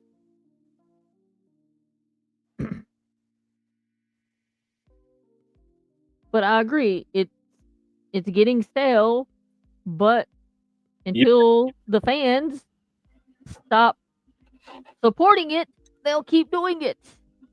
Why would Punk get punished? Because Hogan's the golden goose. No matter what era, Hogan is the golden goose. I apologize, folks. These just for some reason are no longer working on my PC, so I'll just get something better. But I'm not getting one with a mic. I just want normal headphones that work on Bluetooth and all that. So that's the plan. Or a gaming headset that doesn't have the mic on it, just the main headset. But yeah, what's up, Fernando? Yeah, welcome back, Reese. Absolutely. I've been trying to hold down your show. You've done well. I've been listening. You've done brilliant. So, and if anything, we got past Raw, so we have Thrive. Yes, Raw was very underwhelming. Yeah, I did like I said, I did like the Starks drop kick off the top rope. That needs to be examined because who else is actually doing that right now? A drop kick like that. Like Dakota Kai was taken to the cleaners. It was really well done. Really well done. And you wasn't expecting that from her. No. I think she's been working. You can tell she's been working hard. It'd be a mistake to keep Bloodline story for another year. It's already stale at the NWO at the end of WCW. Exactly. Seth, KO, and Drew are going to start a faction, kill the OG Bloodline. If you want to kill the OG Bloodline, you just say, guys, these are sacked. I think that's basically the only way, and you know they're not going to fire them, so we're stuck with it another 4 years. All round, I do agree for these, Fernando, but they just don't understand what they're doing. I've been over the announce table spot for a while every week. It is actually becoming repetitive. It's actually a major problem, but we'll see. Penta and Rey Mysterio versus New Day at Mania. I hope not. This would derail the whole point of Penta. And WWE's been wasting paid. Yeah, he's been finished for a long time. Dynamite then. good old Dynamite. I don't even think, realistically, when you look at it, we don't really need an hour to talk Dynamite. I think 45 minutes is enough to confirm just how much better it was. So let's do that. First of all, excellent opener. They really. This is what I said about major differences about shows that flowed better. AEW I was flowed just better. happy I had Kenny Omega, Will Ospreay in the same ring. Oh, Man United have just scored again. They would actually claw back. Rangers had actually equalised, and now Man United have scored with a couple of minutes to go. To be fair, my family, like, Rangers are big in my family, so I'll tell you that. But still, it's nice to see that it's all over. It is all over. Say football. Yeah, Omega and Ospreay in the ring is together in the ring is great. I've got no issue with that. I'm just glad they're getting over and done with a Grand Slam. Because if this went to Revolution, I don't think I would like it. But that was the discourse that the IWC had was, oh, well, they hated each other and all of a sudden they're besties. No, you don't have to be besties with somebody to have a common enemy that you need to team up and take out. Yeah, it's almost as ironic that these same people that are moaning about worst enemies or whatever teaming up to each other, it's been going on for years. Better enemies better rivals become best friends, or better rivals become teammates. It's been like that in the wrestling business for decades. So why are people complaining now? It makes no difference. Absolute stupid. And exactly, they did not become best friends, but they teamed together to take out a common enemy. And ironically, people praise this. Mm-hmm. So hold the same, have the same energy, and hold the same people. You cannot pick one over the other. It's ridiculous. Great opener. I love the segment in general. It leads to an absolute brawl all across the arena. That's how a brawl should be done. Mm-hmm. Omega looked in good shape. My only thing for him is how much work is he physically going to do at Grand Slam is the real telling point. Like, for me personally, this match should go no more than 15 minutes. It shouldn't. I would say depending on how he's feeling, I could see Ospreay carrying the load. He probably could. I just think And the then best Kenny case, doing the hot tag, winning the match. maybe, wouldn't be a bad thing. I just think they need to be wary. Another great example, yeah, that is true. That is true. You just need to make the most of it. Even Austin and HBK, until Steve Austin realized that he was actually the man, did work. But that's a reality. But you have the two best wrestlers in the industry teaming up. Who would not want to see that? Well, for one, you can't, because the best wrestler in the industry, to an extent, isn't Will Ospreay. It's Kenny Omega. Zack Sabre Jr. Kenny Omega. Kenny's great, but I think the best right now is Zack Sabre Jr. Kenny Omega. Zack is third under Omega Ospreay. Oh, no. No. I don't think right now, I don't think Will's better than Zack. I think the reality, and this is the greatest part of this conversation. I don't think right now I don't think Will's better than him because the diverseness of his matches are not there, whereas Zack's matches are constantly evolving. They're constantly different. I will give Zack his flowers. he is the best technical wrestler right now. I think that I would agree with that as well. Although you've got Luke Jacobs as well, who's killing in British Strong Style, but he's technically sound. Josh Alexander as well. It's very, very difficult to determine.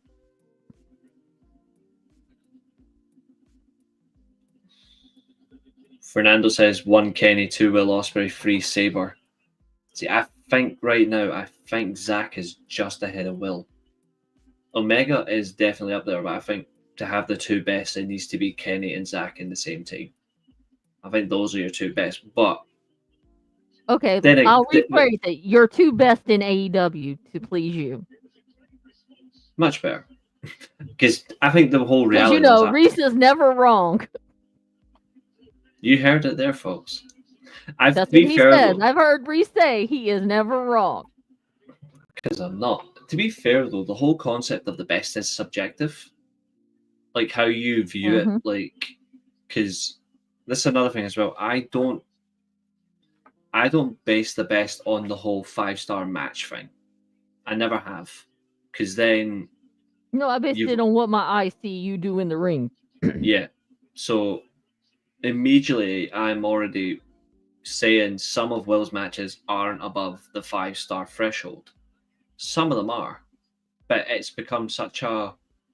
It should be called. Like Meltzer shouldn't call it the 5-star rating anymore. He should just say whatever comes close to Will is that. It should just be the Will Ospreay rating. Where Okada is in the conversation, but he's not had a good few months, and that's coming from a big Okada fan, Fernando. I say that with honesty. I think the difference is Okada's not had a good few months. He's still up there, but at the moment he's not in his best condition. But I think you'll see that evolve. I think the hardest conversation is where you put the likes of Marufuji, even Styles. Well, what people want to say about him, like, you've got to think about these guys can still do it. If they moved, you would see different conversations. It's huge narratives. What?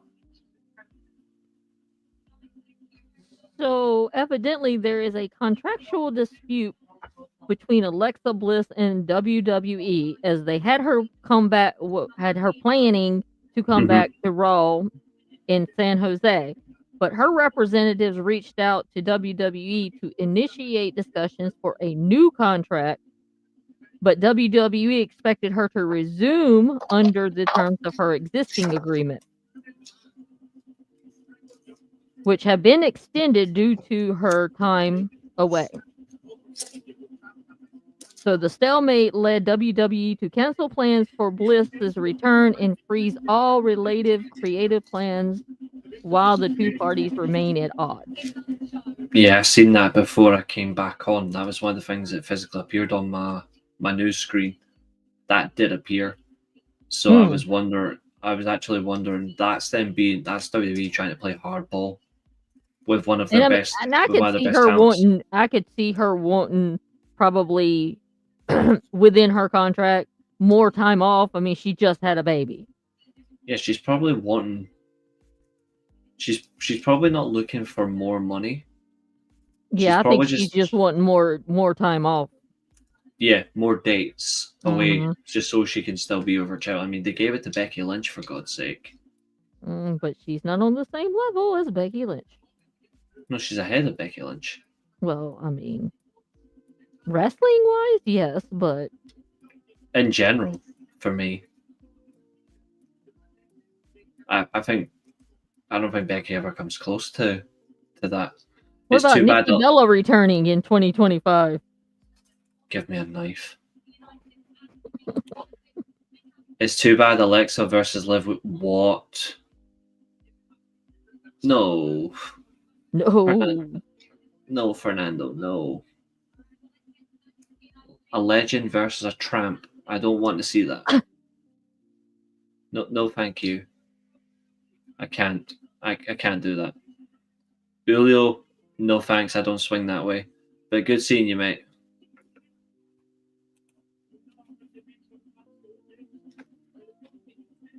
I did like the part in the first You wouldn't know segment Julio. of Raw where they were on the lighting rig and Omega says, "Yeah, I'm afraid of heights." Yeah, that was weird. But that's an adrenaline rush. But hey ho, hey ho. We then obviously get the word that we're like. Obviously, they're talking up the match and what's going to happen on the show. So, well, tag team titles, Colt versus Pac. I'm sure coping with that. Julia Hart and Jamie Hayter 2, Swerve versus AR Fox. Didn't really need that one. Double J loves to make an appearance. And that's the end of it. Right, so. Well, didn't you just love MJF's promo? No. Did not like it at all. But I did like Didn't you that. just like how Jeff Jarrett sprung back up after Claudio beat him down? Oh no. It was weak. It was weak again from this New York fool. But what I will say that wasn't weak was the Hurt Syndicate's performance in the tag title match that completely justified my points from the last 2 weeks. They completely tore Private Party apart. The double overhead belly suplex on outside the ring before the Uranagi through the table was excellent. Like that was essential to showcasing their dominance. I thought the 2 spears as well highlighted Bobby's not pissing about anymore, and I really like that running high knee to the face from Shelton in the turnbuckle that led to the final spear. I'm liking the way they're working as a dynamic. I like the fact they keep. I like that they keep highlighting that Bobby's never been in a tag team in anywhere he's been. He's never been a tag team wrestler, so this is new to him. Mm-hmm. But he's being carried by somebody who gets it. Like Shelton Benjamin is carrying him in the most appropriate way. So I like this, and I like the fact that they put the titles on them. I disagree with the notion, it's ex-WWE talents beating AEW talent. Or Private Party's buried because they lost. Exactly. Like everybody in a company, let's be real, is an ex something. Doesn't matter if you're an AEW talent. You could be an ex OVW talent. Doesn't matter. And I don't think Private Party was buried in this match. No, they needed to get the titles off of them because they have no momentum. And granted, no fault of their own, is just the way they were booked. Yeah, whereas the Hurt Syndicate have been booked very strongly since they've walked in. And I will say, it did look like Zay did have a concussion at the end of this match. I think they have, yeah, through no fault of anyone. It's just I think the Uranagi led to the I think it was a wrong landing, which does happen. MJF versus Hangman is coming soon. Yeah, Hangman should win that, by the way. No. In fact, yeah, he should beat MJF. Don't start your Hangman agendas now. If this is a feud, Hangman's got to win this. But not just that, he needs to beat the piss out of him. Do you really think they're going to let Hangman beat MJF? Yes. Massively, yeah. Reason being because they know time's up for one of them. They know it's time's up for MJF. Whereas Hangman, I think MJF needs to take. Think MJF needs a character change. I think MJF needs a. But I think he's too hard-headed to realize that. And this is coming from an MJF fan. That's why Hangman needs to beat him, because Hangman's done all that. He's Hangman not. Still sucks. No, MJF personal sucks. Preference. See, you can use your personal preferences. But still hold. But I will say, if you give an MJF Hangman feud, that's money. If they do it right, because I know what I would do with it. This is where MJF can really get some momentum back. He can highlight the fact that Hangman went after the wrong person when he was world champion, thinking he was better than above everyone else, referencing things that had nothing to do with him, and it goes against him. And it's a manner of getting the real heat, not the cheap heat. If you want to go for it, that's if they've got the intelligence to do it. Let's see. Yep, they are important again. AEW dropped the ball. Proud Party to win the tag titles. Cheers, buddy. I will be on again tomorrow if you're around. Another double tomorrow, but I'm finishing early from work. Bye, James. So we can get a proper double review tomorrow that doesn't kill us. But yes, my man, I will see you later on. Look after yourself. This match was excellent, and MVP's commentary was fantastic. Claudio agreeing to fight Jeff Jarrett, good. I like that. They're building up to the eventual. Is he going to get? Well, that's the stipulation. Jeff Jarrett's got to beat Claudio to get a world title shot against Mox. And I think he will. I think he will get it. Just to prove that he can get close, but he won't get close enough. Mm-hmm. They'll tell that foil, like that story there, mountains need to be climbed. He said Moxley is a mountain to climb. It's an obstacle. It's one that he should I don't see how Jeff Jarrett, because technically he should not be beating Claudio. So I don't know how we're going to get it. Interference. Yeah, maybe. Interference gone wrong, I reckon. Wheeler Yuta. Don't do my Wheeler Yuta like that. Yeah, the guy's a numpty. He'll get it wrong. They should have a trilogy. Hangman wins match 1, MJF wins 2, and wins the rubber. Maybe. If done right, I wouldn't mind 3 matches. If done right. Claudio doesn't need protection, I think.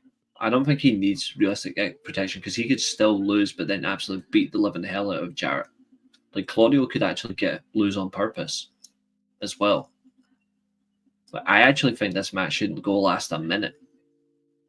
Literally, the minute the bell rings, Claudio just hits him with a low blow right in front of the referee. He gets the title match. Then, boom, all the Death Riders beat the hell out of him. It works. That's heel antics at its We're best. getting Will Ospreay versus Brian Cage next week.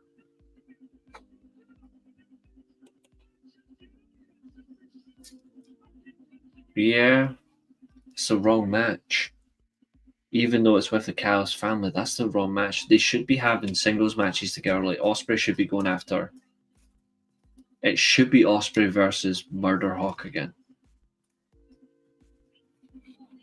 I'm never upset when Lance Archer has TV time. I like him. He's incredible. I like Brian Cage as well, but I think Brian Cage needs to go after someone else in this manner. I think it's the wrong use for him. I don't think he would look bad. It's just how you make him lose. If he loses by DQ by immediately kicking Jarrett in the balls, then we know that Karen hasn't got much to offer anyway, so it's all right. She's got different kinds of fun bags. Mariah May's promo, simply put, this vignette from Mariah May, shite. It was boring. The only good thing about it is it skipped to Megan Bain. So thanks. Evening, my man. How are you? That was the only good thing about this. Swear versus AR Fox, mate. This was pointless. It was pointless, but they do have good chemistry in the ring. For AEW, yeah, he is. I wouldn't mind seeing Brian Cage and Bobby Lashley eventually have a feud with each other. I think you will. When you look at their 4 big men, AEW right now have a good core big men group. If you look, actually, no, 5. No particular order, but the 5 of them: Hobbs, Big Bill, Murder Hawk, Cage, Lashley. Yeah. To be fair, you could include Shelton Benjamin if you wanted to, considering where he's at right now. To be fair, mate, can't really say much. Scottish side of my family are it's all Rangers, including myself. But I wanted Man United to win anyway, and they got the win. I expected United to win. I thought it'd be a draw though initially. I bet this angle, Don Callis and Ospreay and Omega will end up with Okada and join Callis in the feud with Omega. I know it's coming. Obviously, Okada versus Omega is going to be the all-in main event, but I don't think Okada needs to join callous for this. He can just do it on his own. Mm-hmm. Plus, they never got along in New Japan. Like, Callous and Okada never got along. I think it could be. I would actually keep the titles on Hurt Syndicate for a while. Just let them run through the roster. I'd let them run through all the smaller tag teams, like the Andretti's, Leo Rush, Top Flight. And then you work up to the work up ones. to Buddy and Brody, which I will have to say their video vignette awesome, which pretty much solidified that Malachi's gone. Yeah, he's done. I would have been more interested in Swerve versus Fox if Fox wasn't off TV forever. I agree with that. Colt could become the leader of Brody and Buddy and do what he wanted to do before he got injured. Creates new brood with Brody and Buddy, or is that too much? It does work, but I think Colt has his eyes purely on the world title. To be fair, I just hope Colt lives up to his word when he said that he wants to still put over the young talent. I don't want it to be a veteran who just takes. I want it to still make sure he gives back. Just like every other veteran, I still want him to give back. But I wouldn't mind him doing this. I think he was doing that until he broke his leg. Because if you go back and watch some of the matches on Collision, on Dynamite, he was wrestling young talent and people were bitching. Well, there's no story on why he's wrestling these people. Because he wanted to. The same thing with Daniel Bryan. Daniel Bryan just picked people he wanted to wrestle, and Tony Khan's like, okay, it's your last year pretty much for in-ring, so you can wrestle whoever you want. We don't have to build a story for that. No, I agree. I mean, talent like that, like Cope, Danielson, they don't have to have a story on why they're wrestling somebody because they fucking want to. That's your story. And they're trying to elevate the young talent by putting them over, which is what everybody bitches about. Exactly. It's annoying. I was expecting more of Fletcher's Australia push a tag match. To be fair, it's a tag match with 3 top talents involved. And it's what he's known for in Australia. So I'm okay with it. I would make it the main event, though. Hurt Syndicate should be the longest tag champs.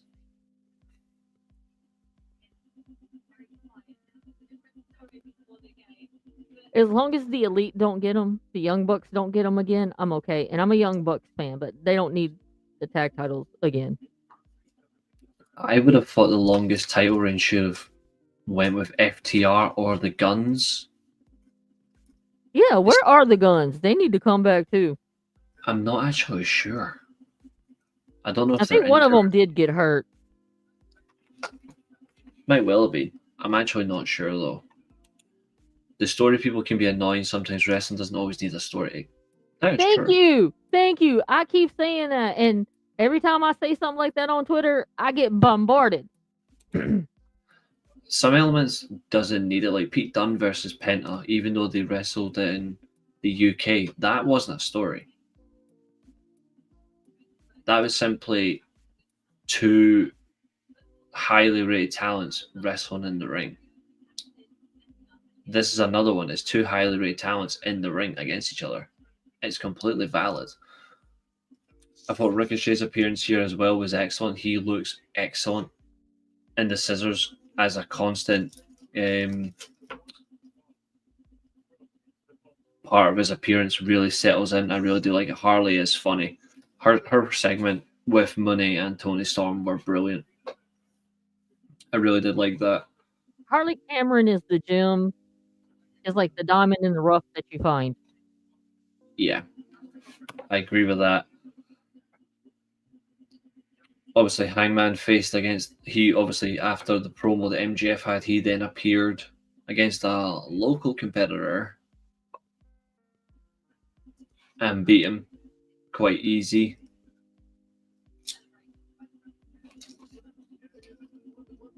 It's quite telling as well that the minute he used the Angel's Wings, Danielson did appear. Daniels appeared. I quite like that, just the elements of it. I think that just shows commitment to someone, but they're showing strong commitments to Hangman. I miss our EVPs already. Well, one's there. Hurt seem to have been pretty good. I wonder what the hate's about. It's because they came from WWE and their fans have just turned on them.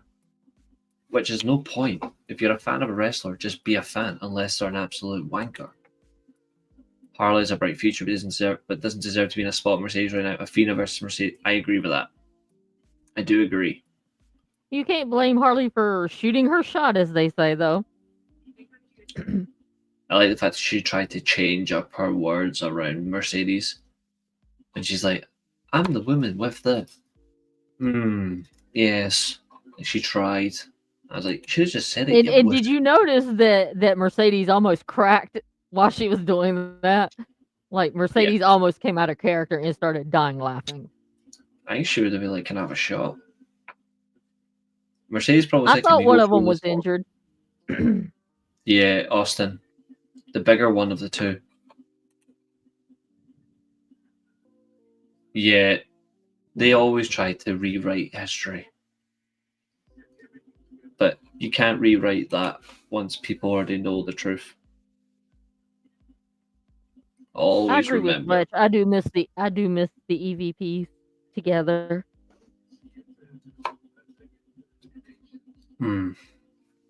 They were fun. They were fun. But damn it, one time I show up at an AEW event, I need Kenny Omega there in person. Yeah, I wonder how Not that saying feels that like. I might not get arrested, but I just need him there in person.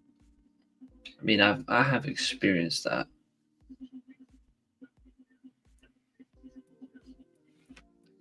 Twice.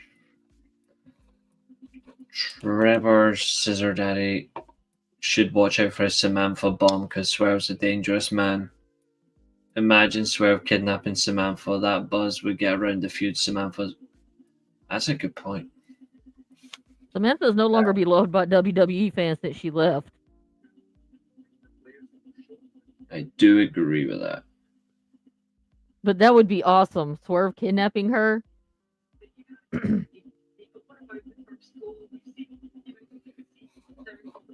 It would be wild if he did, though. But that would really derail.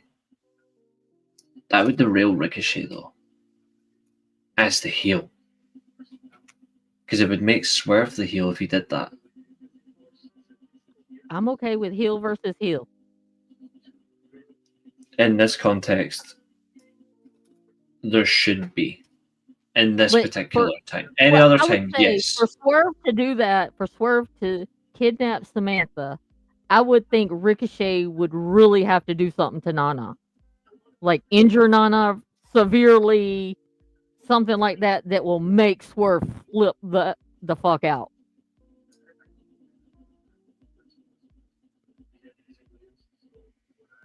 Then that could be your justification on why he did what he did.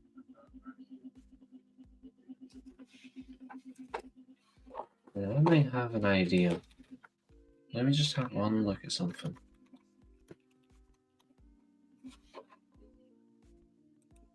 I just want to see one thing.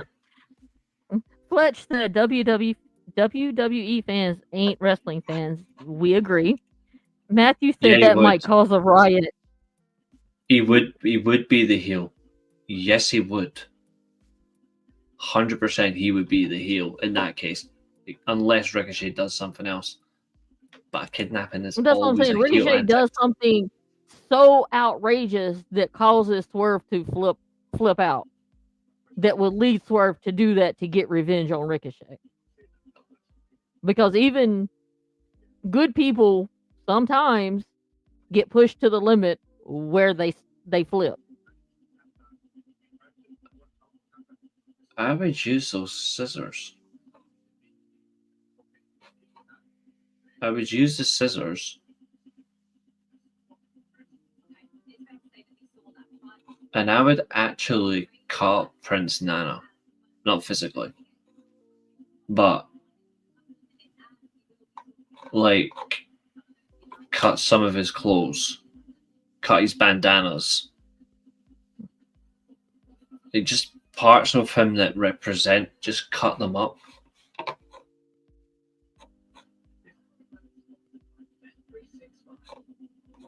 Like it would really be interesting. Or you just flat out destroy him. That's the only other option. Jamie Hayter versus Julia Hart was actually quite a good match. I like the way that Jamie Hayter also post-match put Julia Hart over with her promo. Again, that is wise work from someone who's more experienced and more known. Even though Julia Hart is known, this is actually really well done. It's just a manner to how it goes, and her new heel theme song is much better because it's been updated to "The Heart Always Wins." So we already know there's a change, and then obviously the main event was excellent. Yes, Jamie is getting a push again. This was, like I said, I never said that one show was particularly better than the other at the very start. I said the major difference is the flow of the shows were better. And I personally think this show flowed better because the main event still had about 20 minutes. Same as Raw. SmackDown, you got 20 minutes. The Raw main event, I think, got 18 for remaining time left. And I thought it was too long.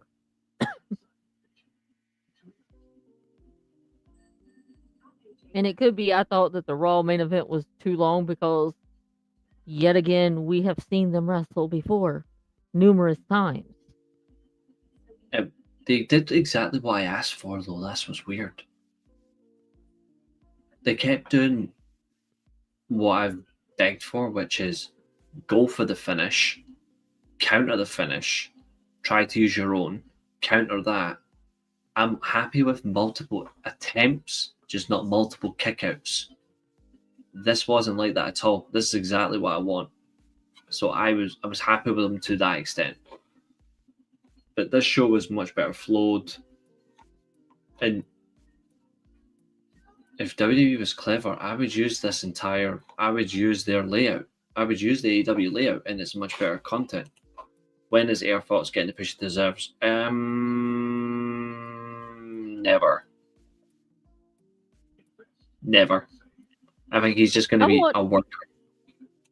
I want to address Fernando's comment about Jamie Hayter getting a push.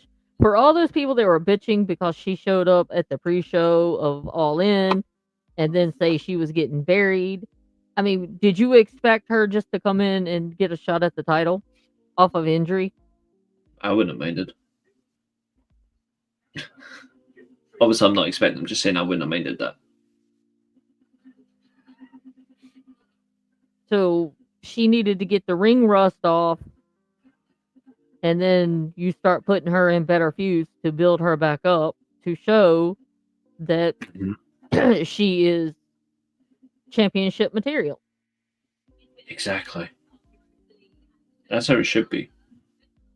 But they won't allow it. The beginning segment with Will Ospreay and Kenny Omega should have finished so instead of the Adam Copeland Pac match. No, I personally no, because you want to start the show off hot, and that was a very hot segment. Yeah, I agree. And it is actually Dynamite started with a story and ended with a story. And ended with a story. Exactly. But AEW doesn't tell stories, remember, Reece? Both shows actually did that this week. It was just the manner of choosing order. Raw started with a story. Raw ended with a story. The exact same, ironically, promo match. The exact same layout, but it was between them is where the change matters. And that's the key. They do that, we're good. I like this. The only thing for me is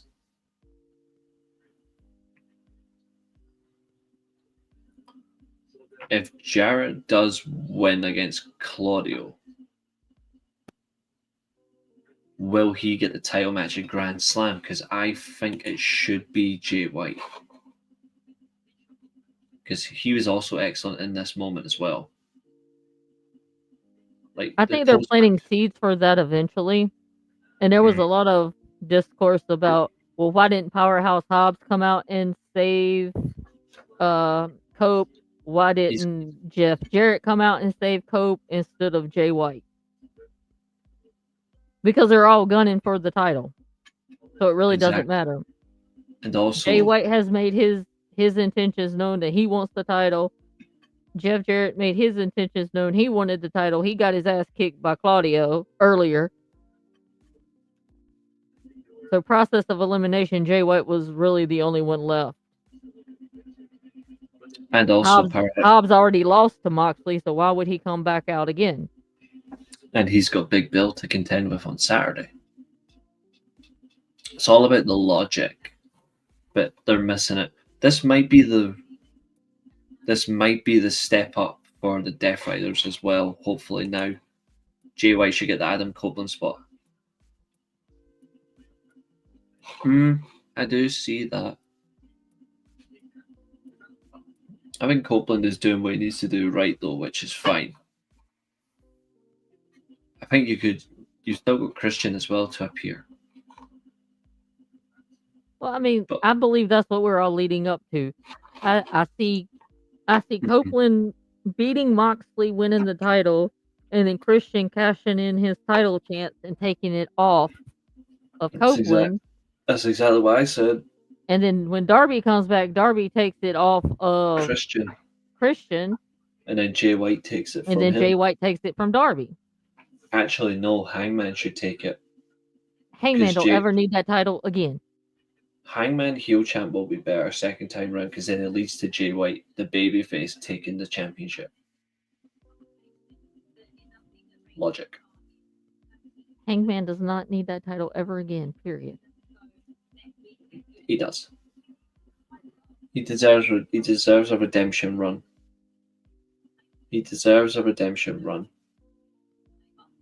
Big Bill versus Hobbs is going to be fire. I agree, as long as we don't get meat chants from the crowd. I hate that chant. And they're going to be in Jacksonville Saturday, so I don't know. Do you think we're going to get meat chants from the crowd? Everyone in Jacksonville is a dumbass, so absolutely. Oh, gee. Jacksonville, the home of weirdos, is absolutely going to be. Is annoying, actually. This is the Bleacher Report overall show evaluation, right, of AEW Dynamite. And Bleacher Report are unbiased, ladies and gentlemen. So Fernando says Big Bill should leave the learning tree and become a top babyface. If you watched the promo last night, you could see signs where I think Jericho's getting ready to turn. Yeah. It's because they know if Big Bill's is getting too big. His popularity is getting He's too big a threat for him, which obviously Jericho can't have. This is so Bleacher Report. I'll do the AEW one, then I'll give the WWE one, so it's very fair. So AEW says this. Despite lacking the loaded card of previous weeks, especially due to travel issues limiting the available roster, this was the best show AEW delivered in 2025. Every segment moved the company's key stories forward. The action was consistently strong. Even if the show lacked a clear show stealer, I agree. The best part was the energy. Okay. I do believe that this was the best show in 2025. You do realize there's only been 2.5 weeks of 2025. That's what they're establishing so far in terms of all the shows so far. It's the best one so far. Because they haven't said that about previous shows. They've just said it's been okay. They said this was the best one. So the action was consistently strong, even if the show lacked a clear show stealer. The best part was the energy, perhaps due to the limited roster. Nothing was rushed, allowing each moment to shine. Opening with an arena brawl and ending with a brutal, stable beatdown, props to that, highlighted that what AEW has done well, elevating the tension to biggest stories. With the large roster, AEW understandably cannot keep every week this tight and focused. But this is a strong example of how the company should lean in 2025. This show was given an A minus for a grading. Now for the WWE one. It's too soon to be ranking as, but they've never praised the previous shows as high as this. Last week's show got a C minus, I think, or something like that. I think they're saying the way the show went start to finish, it never really got as intense enough to say this is a show stealer, which isn't actually an insult on the product. It's actually just clamoring the fact that it's important to find something to steal it. And I think next week the show stealer will be Omega. They're building to it. I don't think it's harsh to say that there was no show stealer. I think it's actually quite a moderate take. Does every show have to have a show stealer, though? Realistically, I think there should be at least one. Collision has got to be really good. I hope so. I hope so. I'm trying to get what I'm looking for Raw this week. No, I don't want January 13th. For fuck's sake.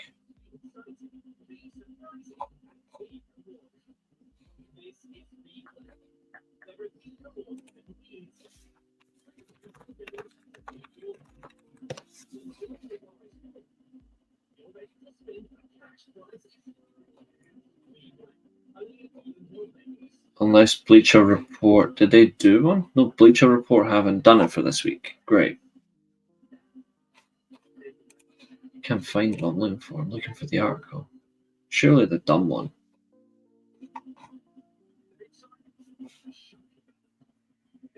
I'm still laughing at the fact that Baron Corbin's new name is the Nomad Bishop Dyer. Yeah, I've seen that. That is the lamest name.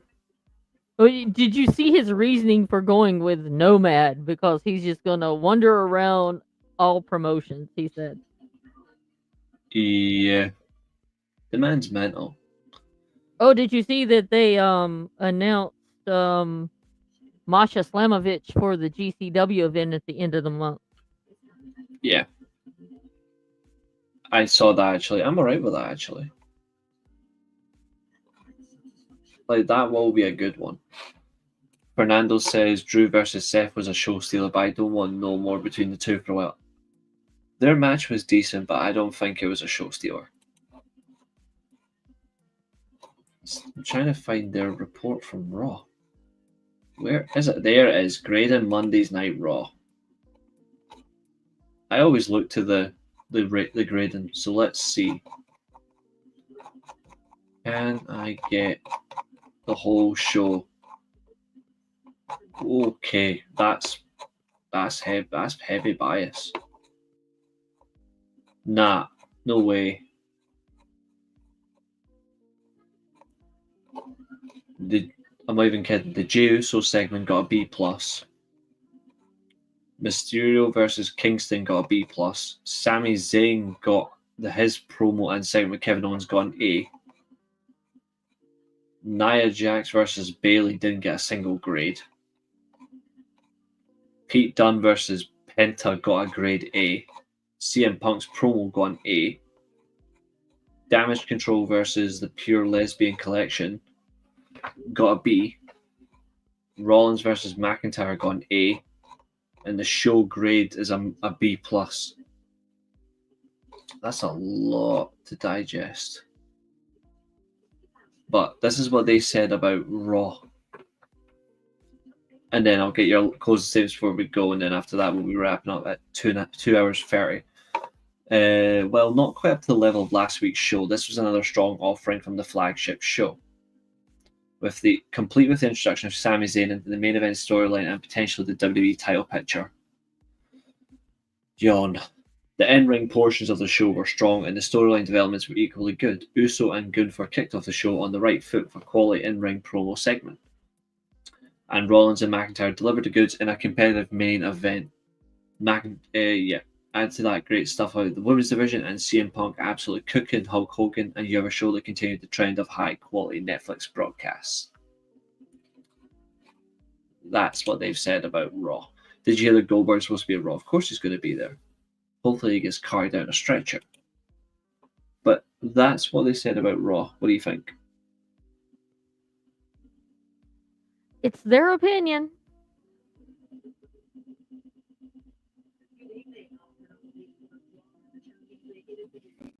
I know.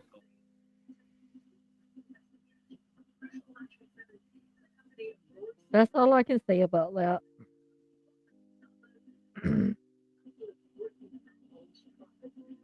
Oh yeah, Raw next week is from Atlanta, so yeah, Goldberg lives in Atlanta, so yeah, I expect him to show up.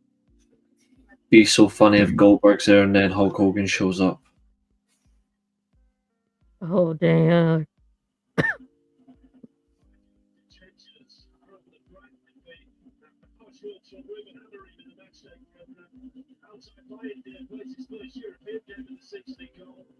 But yeah, both shows.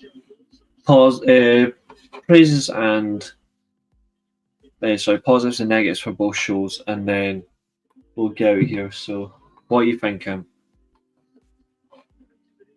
Positives from Raw. Start to drop kick off the top rope. Agreed. She was actually the best woman. I think she was actually the best worker in that match, not Io Sky, even though Io Sky is brilliant, and I am a big Baszler fan as well. Yeah. I think Starks was the one that did the most impressive work. Gunther spinning facts about Jey Uso. Yes. Second it. Negative. Sami Zayn crying in the ring as always. And probably the Punk promo. There was no reason for him to mention Hulk Hogan. Agreed. Positives from AEW. I get Kenny Omega and Will Ospreay as a tag team. Harley Cameron, just being Harley Cameron, is always a positive. A negative. Chris Jericho and the Learning Tree, but I see where they're planting seeds for a turn and probably going to let Big Bill go on his own. Yes. And that's probably the only negative I have. Oh, another positive, it's been like 3 or 4 weeks and no Orange Cassidy. Yes. For me, positives from Raw, agreed, that drop kick. I think Karen Cross's promo, to be honest, I'm going to give that as a positive. That was really well done. But what are they going to do with him? Like, I'm not sure. Like he's in limbo. Like, they don't know where to take him. That's the only thing I'm not sure about. Did you see Matthew's comment? Yeah, I've seen it. No Brit for forever winning. Yeah, I just hope she doesn't go TNA. No, she's going to WWE. I'm pretty sure about that. Yeah. Oh, and another thing about TNA, Meltzer's wrong. I said it on the Genesis review on Monday. Oh, about WWE buying TNA? Yeah. I think they're laying the foundation for it because they got hit with some fines from the SEC where they can't buy other promotions for like 5 years, I believe. Don't quote me on that. But I think they're laying the foundation for it. I'm absolutely confident. I'm actually steadfast confident Anthem will not sell to TKO. I don't think they'll have a choice. Anthem will. Anthem play quality already for it. They won't do it. Who has more money, TKO or Anthem? See, TKO have got the money. But like I said on the Genesis thing, Anthem have already started investing heavy in their own thing. Regardless, they will not sell their biggest asset. WWE would have to spend an absolute fortune to do it. And I could see them doing it just to try to shut down competition. They can certainly try. I don't think it'll happen. Me personally, I don't think it'll happen. I think it would be bad for the industry if it happens, but I do see it happening. It would be awful. It would be awful if it eventually happens. I don't think it will, though. Like, I hope you're right. Especially because they would be tarnishing a legacy if they did. The disrespect would be beyond levels that you can't comprehend, especially if it's meant to be a partner. Because no one won't sell with them either. No one won't. They'll work with them now and again, but they won't sell them. I don't think it'll happen. I think you'll see them working heavy though. Maybe not the way I want them to, but they will. Positives, yeah, so the Stars drop kick, the cross promo, although I'm not sure where it goes. I think, to be fair, the main event was actually well done. McIntyre again stole the show. Well, Drew and Seth have good in-ring chemistry. It's just I'm tired of seeing the same match. Yeah, that's something I say, and also Penta. Although we need to look into that. Yeah, the Super Japan partnership does block it. Just watch though, you'll be surprised. Anthem have got one or few trick-ups up their sleeve. That's all I'm gonna say on that about them. Negatives. Sami Zayn, another Hulk Hogan mention. Braun Breaker again being wasted. Jey Uso.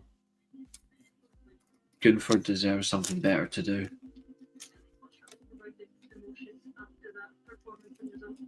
And also that bloody weird name that Liv Morgan's got for Dominic Mysterio. That was super cringe. Oh, another positive. Rhea Ripley. She's just excellent. She's just excellent. But, ladies and gentlemen, thank you very much. Obviously, there's been times where I did dip in and out, not on purpose. But Catherine was excellent. So give the props to Catherine. Tonight has been wicked. Check out the Mid podcast on YouTube. Check out Grabs TV. He's likely to be live tonight. I will see if I can tune in. If not, I'll probably be sleeping. But tomorrow, I will be live reviewing TNA, reviewing Ring of Honor, episode 100. And then Saturday, day off, because I'm going out. Yeah, you'll be live in an hour and 50 minutes because it's midnight my time. Saturday, I'm not going to review SmackDown. I'm going to do it Sunday when I get back. Because I'm out on Sunday as well, so I'll do it when I come back. I'm going to review Collision and SmackDown. I'm actually thinking I might do the two together, so I can do other content in between. This week, obviously, I had no other choice. I had to do these two together, but I'm thinking SmackDown Collision can go together. Ring of Honor TNA can go together. Maybe I keep Dynamite and Collision separate. We'll see. But shouts out to Catherine. Exactly. Thank you, Fernando. Can I give a shout out? If you want to hear one of the best rants ever on the IWC, check out Covalent TV from last night. At Covalent TV on YouTube, go check them out. Starks gave the best rant on Tree Liquor, or better known as Sean Ross Sapp, and Air Gold. Yeah, I've is down and removed. They must have took it down. But that was one of the best. I think I know why they would have taken it down.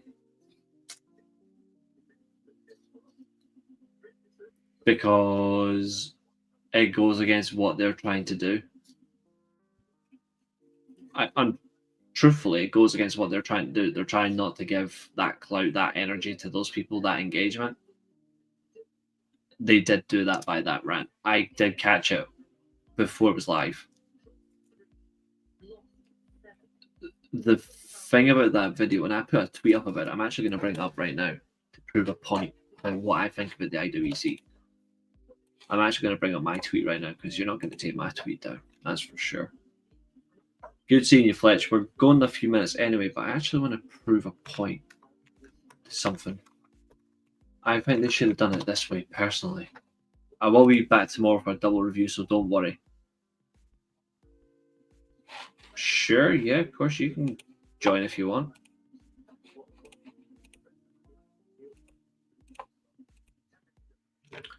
Yeah, I thought it was interesting. For that reason, I did find it very interesting.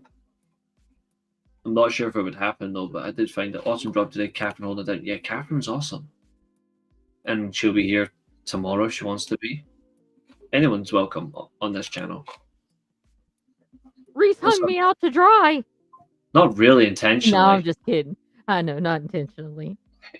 My headphones are a bastard. There we go. All right. You can hear me? Mm-hmm. All right. I'll explain it real quick. Yes, it was a super, super scorching moment. And gotta be careful though. No. You ain't gotta be careful of that bitch. No, you what I mean, he needs to be careful because the worst thing about a rant, and this I should know full well because I'm bad for them. In the moment, if you go like way too much flow and you can't control it, I'm not saying he would. I'm not saying he would. But when you've got a passion for people that are absolute dickheads, then you could get taken back on slander. Yeah, no. I'm not saying he would do that. I'm just saying he needs to be careful. But I think that's why he took it down, just in case they claimed it was slander. No. That's not even why. And yes, I am doing a live watch along here in approximately an hour and 10 minutes for Ring of Honor. I appreciate that. What happened is we basically had an all-night summit, and yeah, he said I could answer somebody with that, so I guess I can. We had an all-night summit on that. Not we per se, he did, and yeah, because I was putting the clips out. I was the guy that did the clips, and I was getting hammered. You gotta be careful. I didn't care. I got a personal agenda on that one. The deal is this. I already seen the 10-minute clip on it. I burst out laughing. Yeah. Not the finger one. I burst out laughing about the two Muppets going against each other. That's why I put my tweet up. Yeah. No. I mean, the deal was this. There's a story out there floating about Britt Baker. And that's what I'm looking for. Thanks, Fletch. Keep talking, Matthew. I was looking for this channel. Okay. Yeah. You just you shut me up if I'm saying too much because I don't want to get your stream in trouble. I don't care. I don't care about my stream. If any motherfucker wants to come after me on my stream, he can come. That's all I got to say. But you know the story with Britt. You know, we've all been exposed to the story with Britt. All right. So there is some interminglings between Britt and other media outlets. And so that whole thing with their goal was a setup from the beginning. And it's to discredit the Britt Baker story. Because if you discredit that, you discredit the whole damn thing. And at least you can sweep it under the rug. It's because it comes directly from the Discord servers as well. And that's where it's all getting out of control at the moment because Discord has got some things in there that nobody should be seeing, That's or correct. you don't want them to be seeing. Oh yeah. So what happened was Daryl had to rant last night, and I mean he unloaded like I think probably 10% of the clip, but he unloaded enough. He unloaded enough that Tree Sap reached out to him in DMs, and that started the communication line. And suffice it to say, at 5 a.m. this morning, I was awakened and told to take the clips down. That a truce had been brokered, and a truce had been put together. So, I mean, as far as I'm concerned, right now, I am no longer interested in Sean Ross Tree Sap, and I'm no longer. Yeah, I'm not interested in Air Gold. Air Gold done changed his name to something else. I mean, y'all remember, at least if I remember correctly, Sean Ross Sapp's rise to prominence had to do with him caping over somebody. So basically, that and also on screen. Yeah, I mean, part of that too. But let's allegedly, let's not get ourselves sued here, okay? Yeah. He's an asshole, though. Well, I mean, yeah, we all know that, but that's neither part and parcel to the whole thing. But well, I I'm wanted to get blocked in by there. everybody from Fightful, so I don't care. Yeah, so I mean, it was like that, but then I got a call at like almost 5 a.m. to say, "All right, you take them clips down now. We got it settled." And the settlement is that A, he's going to leave me alone, and B, he going to stay on his side of the tracks, and everybody else is going to stay on their side of the tracks. And I think, if I'm not mistaken, part of that clip that was opened up had to do with inappropriate relations, so to speak. Yes, there's accusations that Britt Baker cheated on Adam No, Cole. not even Britt Baker. We're talking about Tree Sap himself. If you him listen too, to that, yeah. If you caught that rant, all the way across the street, I mean, that was part of it too. And it should be duly noted that somebody was totally awake for that entire conversation besides Tree Sap. So, it was definitely, but that's why you should, the main thing is you should try to catch them live, because that's the best way you're going to get this stuff, because you never know when he drops a clip. I'm sitting there clipping them and I'm putting it out there in the world, and that stuff was happening fluidly. And in the back end of it too, the other side of that thing too is one of my guys who does pack ups is also packing up Ibu right now. So we are literally cleaning up. We're literally cleaning up bad social media right now. It's happening. So I think at the end of the day, Ibu's in a little bit of trouble, allegedly. There's some things about Ibu. The thing is, see, the weird thing about social media, and this is what I really don't get. Maybe I'm just a catalyst for good things, right? This is what I don't understand. Everybody seems to get on well with me, right? Yeah. Which is terrifying. But then they're absolute dickheads everywhere else. And then when I get asked about it, I'm like, well, they don't do anything to me. You know what I mean? Yeah, I mean, but you see, you do, and I do the same thing too, which kind of blows everybody's mind. We're all positive type people. I can be very negative on one. I can too. Yeah, I can too. But for the most part, like when I'm watching WWE, which will happen probably in a couple of months again, I'm gonna start that back up. Well, next week actually, because it's the Royal Rumble next week. Yeah, I'll do the Royal Rumble PLE, but for regular weekly episodic television, no, thank you. No, I'm good. Exactly. At least for a while. I'm good for at least a while. But I mean, when you try to be positive, you're not stirring the pot. You're just sitting here talking about wrestling. Ain't nobody going to. I mean, everybody gets along with that. Exactly, and I've got no interest in talking about anyone's personal shit. Yeah, I don't have. Yeah, but this is what I put up the other day. If anyone can see that, if not, I'll zoom in. And this was Yeah. after this video went up, and I burst out laughing, right? I can't put the video up, guys, because I will get fucking hit like a ton of bricks if I Yep. if I share the video. But I basically put this on screen, guys, 2-part tweet. So you've got a Twitter fight, because I don't call it by its new name. You've got a Twitter fight between 2 accounts going on right now, and it's genuinely laughable within the pro wrestling side of this app. Yes, I'm not doing this for engagement or clicks or nothing. I'm just putting up a genuine statement here. Yeah. Yes, it's funny because they're arguing over grifting, citing sources, and credibility when no one genuinely cares. Yeah, I mean, that was part of it, but the big thing is it was a setup. Yeah. The whole thing was a setup to get him that cape going again. See, now he's cape for Britt Baker. Yeah. And yeah, I mean, their sales are down. Everything's down. Everything's down across the board, by the way. It ain't just Fightful, it's everybody. Mm-hmm. You know, they got to get a little bit more edgier to get those clicks. They got to get a little bit more into it to do this.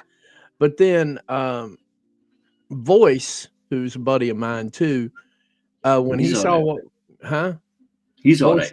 Yeah, Voice of the Marks. Yeah, he's a buddy of mine, and he saw what was happening. And shout out to Voice of the Marks, by the way, because he went right into action when I started dropping those videos last night, and I started getting hammered.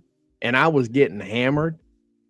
Yeah. He went around and did a back end offensive and was just like, "Hey, AEW talent, you know that Ibu guy that you talked to? Mm-hmm. Did you know that he charges people $5 to tell all your secrets to him?" Oh, you've got no idea what he does. Oh, I know. But that's why people have issues with. Even though I think they're a decent podcast, I dip in now and again. But this is the issue that people has with wrestle purists. Mm-hmm. Like, they are a good podcast, but people have an issue with some of them because of Ibu's behavior. Yeah, and it's a shame because that I met 2 of them when I was at Money in the Bank. Right. 2023. I was at Money in the Bank. Where Mm-hmm. I picked that up conveniently. See that? That's where I bought that title, was at Money in the Bank. Or I could have had the IC title, but that was 50 quid more. That was 350 quid. Damn. I know, very expensive. I met Monte, who pretty much runs the channel, and then I met Joe Hilbert, who I think is actually a decent bloke. But I think that Charlie is incredible.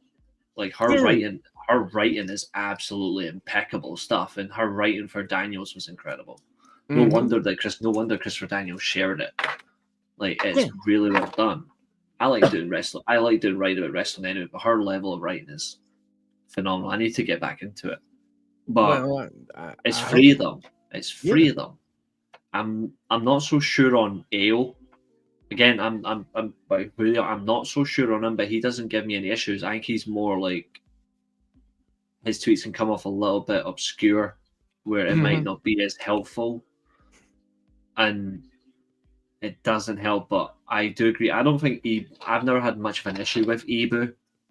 I don't really have that issue with him. I didn't have one either until his minions came after me. I think he can have that issue though, where he will say something as a gospel and it comes back in the worst manner. Yeah, but see, that was the whole setup. That's the beautiful part of it. That was the whole setup. They left that Hangman story sitting there in the Discord, right? Yeah. And so Air grabs it and goes, "Damn, if ain't nobody else gonna do it, I'm gonna do it." And he throws that thing. Yeah, I mean, he throws that thing out there, but the whole thing of it is, do you do IT work? What does anybody else do IT work besides me? No, I work in finance. Okay, well, ask your security guys sometime about this. It's called a honeypot. Oh, no need. Yeah. No need. I'm already familiar. Okay, so you know what a honeypot is, right? Yeah. So they threw a whole bunch of shit over there in a honeypot, and then Air Gold was just the guy that took the bait. That's all it was. That's the whole setup. It's like it's honey trapping in a way as well, in a different context, but it's honeypotting because it's more or less of you're dropping the bait, you're hoping that, well, the bear gets its honey. Exactly. So, I mean, they dropped a honeypot and they dropped that story right smack dab in the middle of it. And of course, Air Gold ran with it because he's been going crazy trying to get clicks. And of course, he had that, and he did have that DM stuff in the back end talking about, guys, let's get together. We can fleece X, we can fleece Twitter if we do it like this. We start working off each other's posts. We'll bank out. I Yeah. mean, I think somebody screenshot that and put it come across my Twitter feed. yeah, That's yeah, not- it was that's not the only- screenshotted. That was also voice. That Voice wasn't the is only one that scoop. outed it. I burst out laughing when I saw the tweet, because obviously, eventually, before they got to the space, which I thought the clip was funny. that 10-minute clip literally was, you titled this Air Gold versus SRS just so you can get the engagement. Right. And I'm like, and I burst out laughing because I'm like, Air Gold's already getting the engagement anyway. Exactly. I mean, without your name, the guy Yeah. gets so many likes, comments, retweets, all that, quote tweets on his post because he is engagement farming, but he knows how to engagement farm properly. That's how he gets the attention. It's annoying. yeah. I don't like it, but it's what he does. And I just thought it was hilarious when he went to SRS on this clip. You realize on my account it does say parody, Mhm. and he couldn't hack it. After that, he could not hack it. I burst out laughing. Yeah, no, I mean, he just wouldn't. He wouldn't say he ain't geared to do this kind of stuff. No, I mean, I can do hit jobs if I want to. And I'm getting to the point now where I'm getting dirt if I could drop dirt if I wanted to. But I'm not going to because these people trust me with what they say. And basically it's for, like, if you see some dork ass story out there, you're like, no, that ain't the way it's happening. This is closer to the truth. It's not that I'm actually giving out anything that I know. It's me correcting idiots, and most of my corrections come true. Some people, some things, I think like 2-3 things they pivoted on. But now this whole thing with Ebu being under attack on top of that, I thought that was hilarious. But no, the main reason that you won't be able to find any of that rant is because I know my clips are down. Now, if you go to Facebook, you go to their Facebook page, I think he spent time and pieced it all together there and uploaded it. There's a possibility it's still there, but to my knowledge, yeah, but to my knowledge, it is not on YouTube or Twitter or any of that now. And I took all my clips down, and I actually recorded me deleting all of them too, so everybody knew they were gone. Yeah, I think the record was right to do so. The funny thing is I agree with the action. Like, by all means, I agree with the reaction on the two of them because it highlights a major problem with the IWC right now. Everybody is being, to a main extent, disingenuous. They're not acting like themselves, and they're doing it for engagement, clicks, or just to completely derail someone else. Me in particular, I don't care how many people watch my shows. I say every single show. I don't care if there's 3,000 or, God forbid, 300K. I've never been about that. I'm about whoever's in here. If it's like 7 people to 15 people watching, it's the same people every single week engaging by the comments, and I'm responding back and forth. That's enough. I think if you look at every single person, if I asked you right now, if you look at every single content creator, name a content creator that interacts with a crowd more than I do. Yeah, exactly. I don't think there's, me personally, I don't think there's anybody who interacts with a live chat like I do. I'm constant with the chat. Yeah, I hadn't figured out how to display it yet. I'm working on that. I like that. What are you streaming it from? Streamlabs. Okay, 2 seconds. I've got Streamlabs right here. I've got Streamlabs, I've got OBS, a lot. Let me just check something. I'll just load mine up. Yeah, because that's something I'm working on. I just got the interview set up and everything, so I don't do janky ass interviews anymore. Mhm. But yeah, I mean that was the catalyst. There was a catalyst to all of this, and somebody who you may or may not know may or may not have dropped some information off in the right places. Mhm. And like I just did it again today. Y'all about to hear another rant. And I ain't gonna mess it up because I ain't gonna mess it up because it's funny as hell. And when you hear it, you're gonna laugh your ass off. There's gonna Hell be yeah. another. There's gonna be another rant coming. I can tell you that right now. I dropped something today. It blew my mind. So, Absolutely. yeah. Tell you So, what I'll do, because I do have my Streamlabs, but a friend of mine uses his Streamlabs a lot more than I do. right. After this show, I'll ask him how he brings up comments from Streamlabs, Yeah. and then I'll link you, and then I'll let you know. Yeah, I've because got- that would be cool. I'd love to do that in my show. I'm not even gonna lie. I mean, I can do the crawl that you got going on down here at the bottom. I just don't do it. But Yeah. as far as getting the comments up like you do, yeah, I'd like to do that. I really would. I think it'd be helpful. I think it would probably draw more viewers too, especially when you're doing the watch along. Plus, gives me an opportunity to actually highlight what people say. Oh yeah. I mean, I've been using StreamYard for a long time, but I want to flip the switch and use Streamlabs more often. No, I'll you need to don't. get. No, you don't. Get a counselor if you do. Get a psychological counselor if you do. I've used it once for gaming. I Yeah. want to start using it for a variety of things. I want to start posting when I'm streaming. I actually want to try and bring videos because there's channels that does use videos Right. for Yeah. like reviewing purposes, but they Mhm. have they've got like a big massive filter they put over it, so they don't get hit with copyright. Yeah. And I want No, to review, and that's what I want to do. I want to review people's content without the actual destruction on my side. exactly. Yeah, but I mean, I'm just saying that Streamlabs is its own little problem child. Sometimes it works right. I have days and weeks where everything works fine. Then I hit 2 or 3 shows where it looks like I don't know what the hell I'm doing. You know what I mean? Mm-hmm. You know, and that's just the way it is. And that's what I hate about Streamlabs because it grows a mind of its own and goes, "Oh, you wanted to do that today? Nah, we good. You wanted sound? No, fuck that.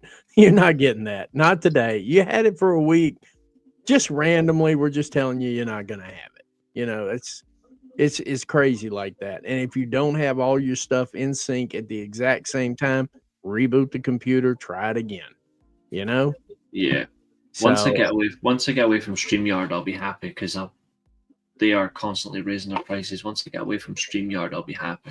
And oh do yeah, something else because But- I want to find something better than that.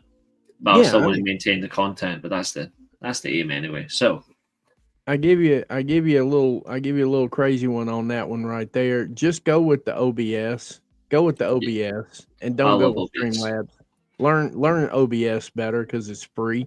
What makes you mad? You wind up paying for Streamlabs and half the shit don't work. The ultra stuff is so expensive. Yeah, that's what I got, like $20 a month or something like that I use. I got their top end one.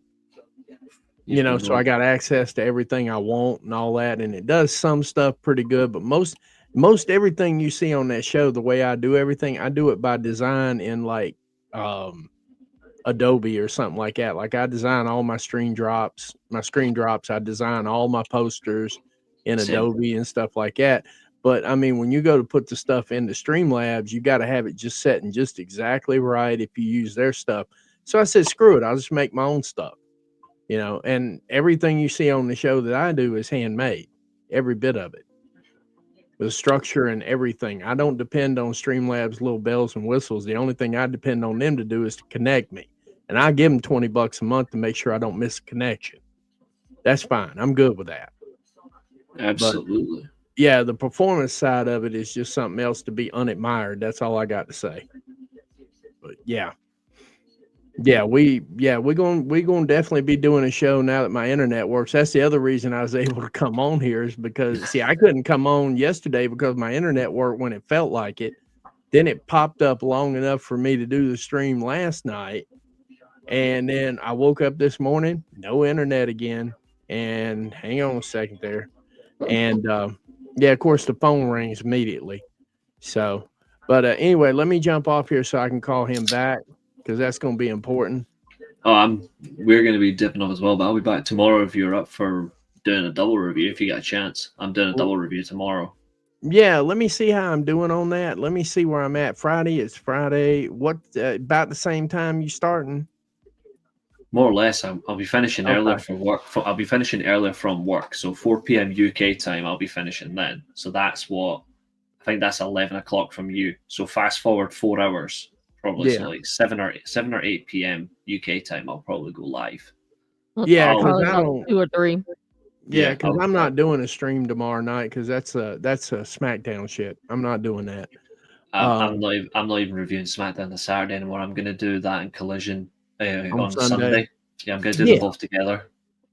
Yeah, and if you want me to jump in on that one, I can jump in on as long as I get out of here by 4 p.m. Eastern. I'm good. Yeah, is Saturday's main event this weekend or next weekend? This weekend. This weekend and the pay-per-view is next week. So yeah, I I'm knew kind of that was screwed on next that. week. It Yeah. looks like it'll be a triple review then. Yeah. I'll just review all three then. Big blockbuster. Fuck that. Good. That's my week. That's my Sunday plan then. Well, there you go. Your first 2 shows, bullshit. Next show, actual wrestling. Yeah, it should be a pretty quick review. I can review the first 2 shows before they even play. Okay, I really, honest to God, this is how bad WWE is right now. SmackDown's going to open up with a 30-minute segment. Then they're probably going to have the Bloodline running around like a bunch of damn idiots. They're going to have a couple of matches that make absolutely no fucking sense whatsoever. They're going to totally forget that they've got a U.S. champion that's a woman. And they're going to probably mostly forget that Shinsuke Nakamura has still got the title. And they'll probably have LA Knight running around like a speed demon idiot trying to get it back. And that's going to be a majority of your show. I just reviewed SmackDown for you, and the show ain't even played yet. That's what I'm expecting. Genuinely, tell me what I'm telling lies. Tell me what I'm telling lies. All right? Oh, you're not. I genuinely think it'll be like that. Triple review sounds awesome. Yeah, I mean, that's it. I mean, you start off with it. That's exactly how it's going to play out. Now, I think Collision is going to be a hodgepodge of goof because Collision, I'm 50-50 on will Collision be good or not. I'm 50-50. Yeah. If they keep that same energy they have with Dynamite, they'll be just fine. The problem is I don't know where the talent's going to come from, and I'm kind of curious as to how this Ring of Honor show is supposed to play out. I've already debunked it. They've got the wrong match. No, I'm not even worried about that. The question is, did they have the match? That's the question. Because we don't even know if dude showed up last night. I hope QT Marshall got denied entry at the building. Yeah, I mean, I don't even know if QT and them showed up last night to do the match on the intro side of it, because that would have been the intro side. They would have been like the dark match for Dynamite last night, and half the talent didn't make it. I wonder if we're even getting that match. If it's your 100th episode, they have to make it something. Otherwise, you've wasted people's time. Oh, I know, but I'm just saying with the weather and all that crap, I believe they'll have some matches. That's why they got up there in action. They're not telling you who they're fighting. I know. Everything was just in action. You're like, okay, so basically it's whatever jobber shows up or if the talent actually made it. We don't even know if the talent made it yet. And that hasn't been disclosed. So I don't know what we're getting today. And that's why I just put up a basic poster for it. Because I don't have any idea what we're getting. I don't have a clue. So we'll see how it plays out, but I'll be there in 45 minutes. That's for sure. Absolutely. I'm going to be watching your stream and I'm going to be checking out the channel that Fletcher's recommended as well. Yep. Because he's saying just for linking in. So Wrestle Tatty, I've actually subscribed to her channel. So I'll watch both of these at the same time. I won't watch hers a lot, but I'll definitely watch and see what it's like. And then more people linking in the channel, more fun, more enjoyment. Fuck it, that's how I do. That's how I do things. A new voice. It's always good to interact with new people, but it's also good to interact with the current, because that's how I do things. So, ladies and gentlemen, mid podcast, Graps TV, Covey on TV, but then obviously the master show of the Weekly Steelchair. Absolutely. The Master at Arms, the MC himself, the Scottish Warrior. Oh, pure psycho. Say his name and he will appear. Reece The Russell. actual Scottish psychopath. Is himself. Did someone say my name? Say his name and he appears. I believe in Reece Russell. I believe in Reece Russell. We all do. Yes, we all do. In the meantime, ladies and gentlemen, boys and girls, children of all ages, Weekly Steelchair is getting out of here because he's fucking tired. Absolutely. All right. And Road Dog's being buried. In the meantime, exactly. All right, goodbye, my friends. Bye-bye. have a good one. Bye. Bye. See you tomorrow.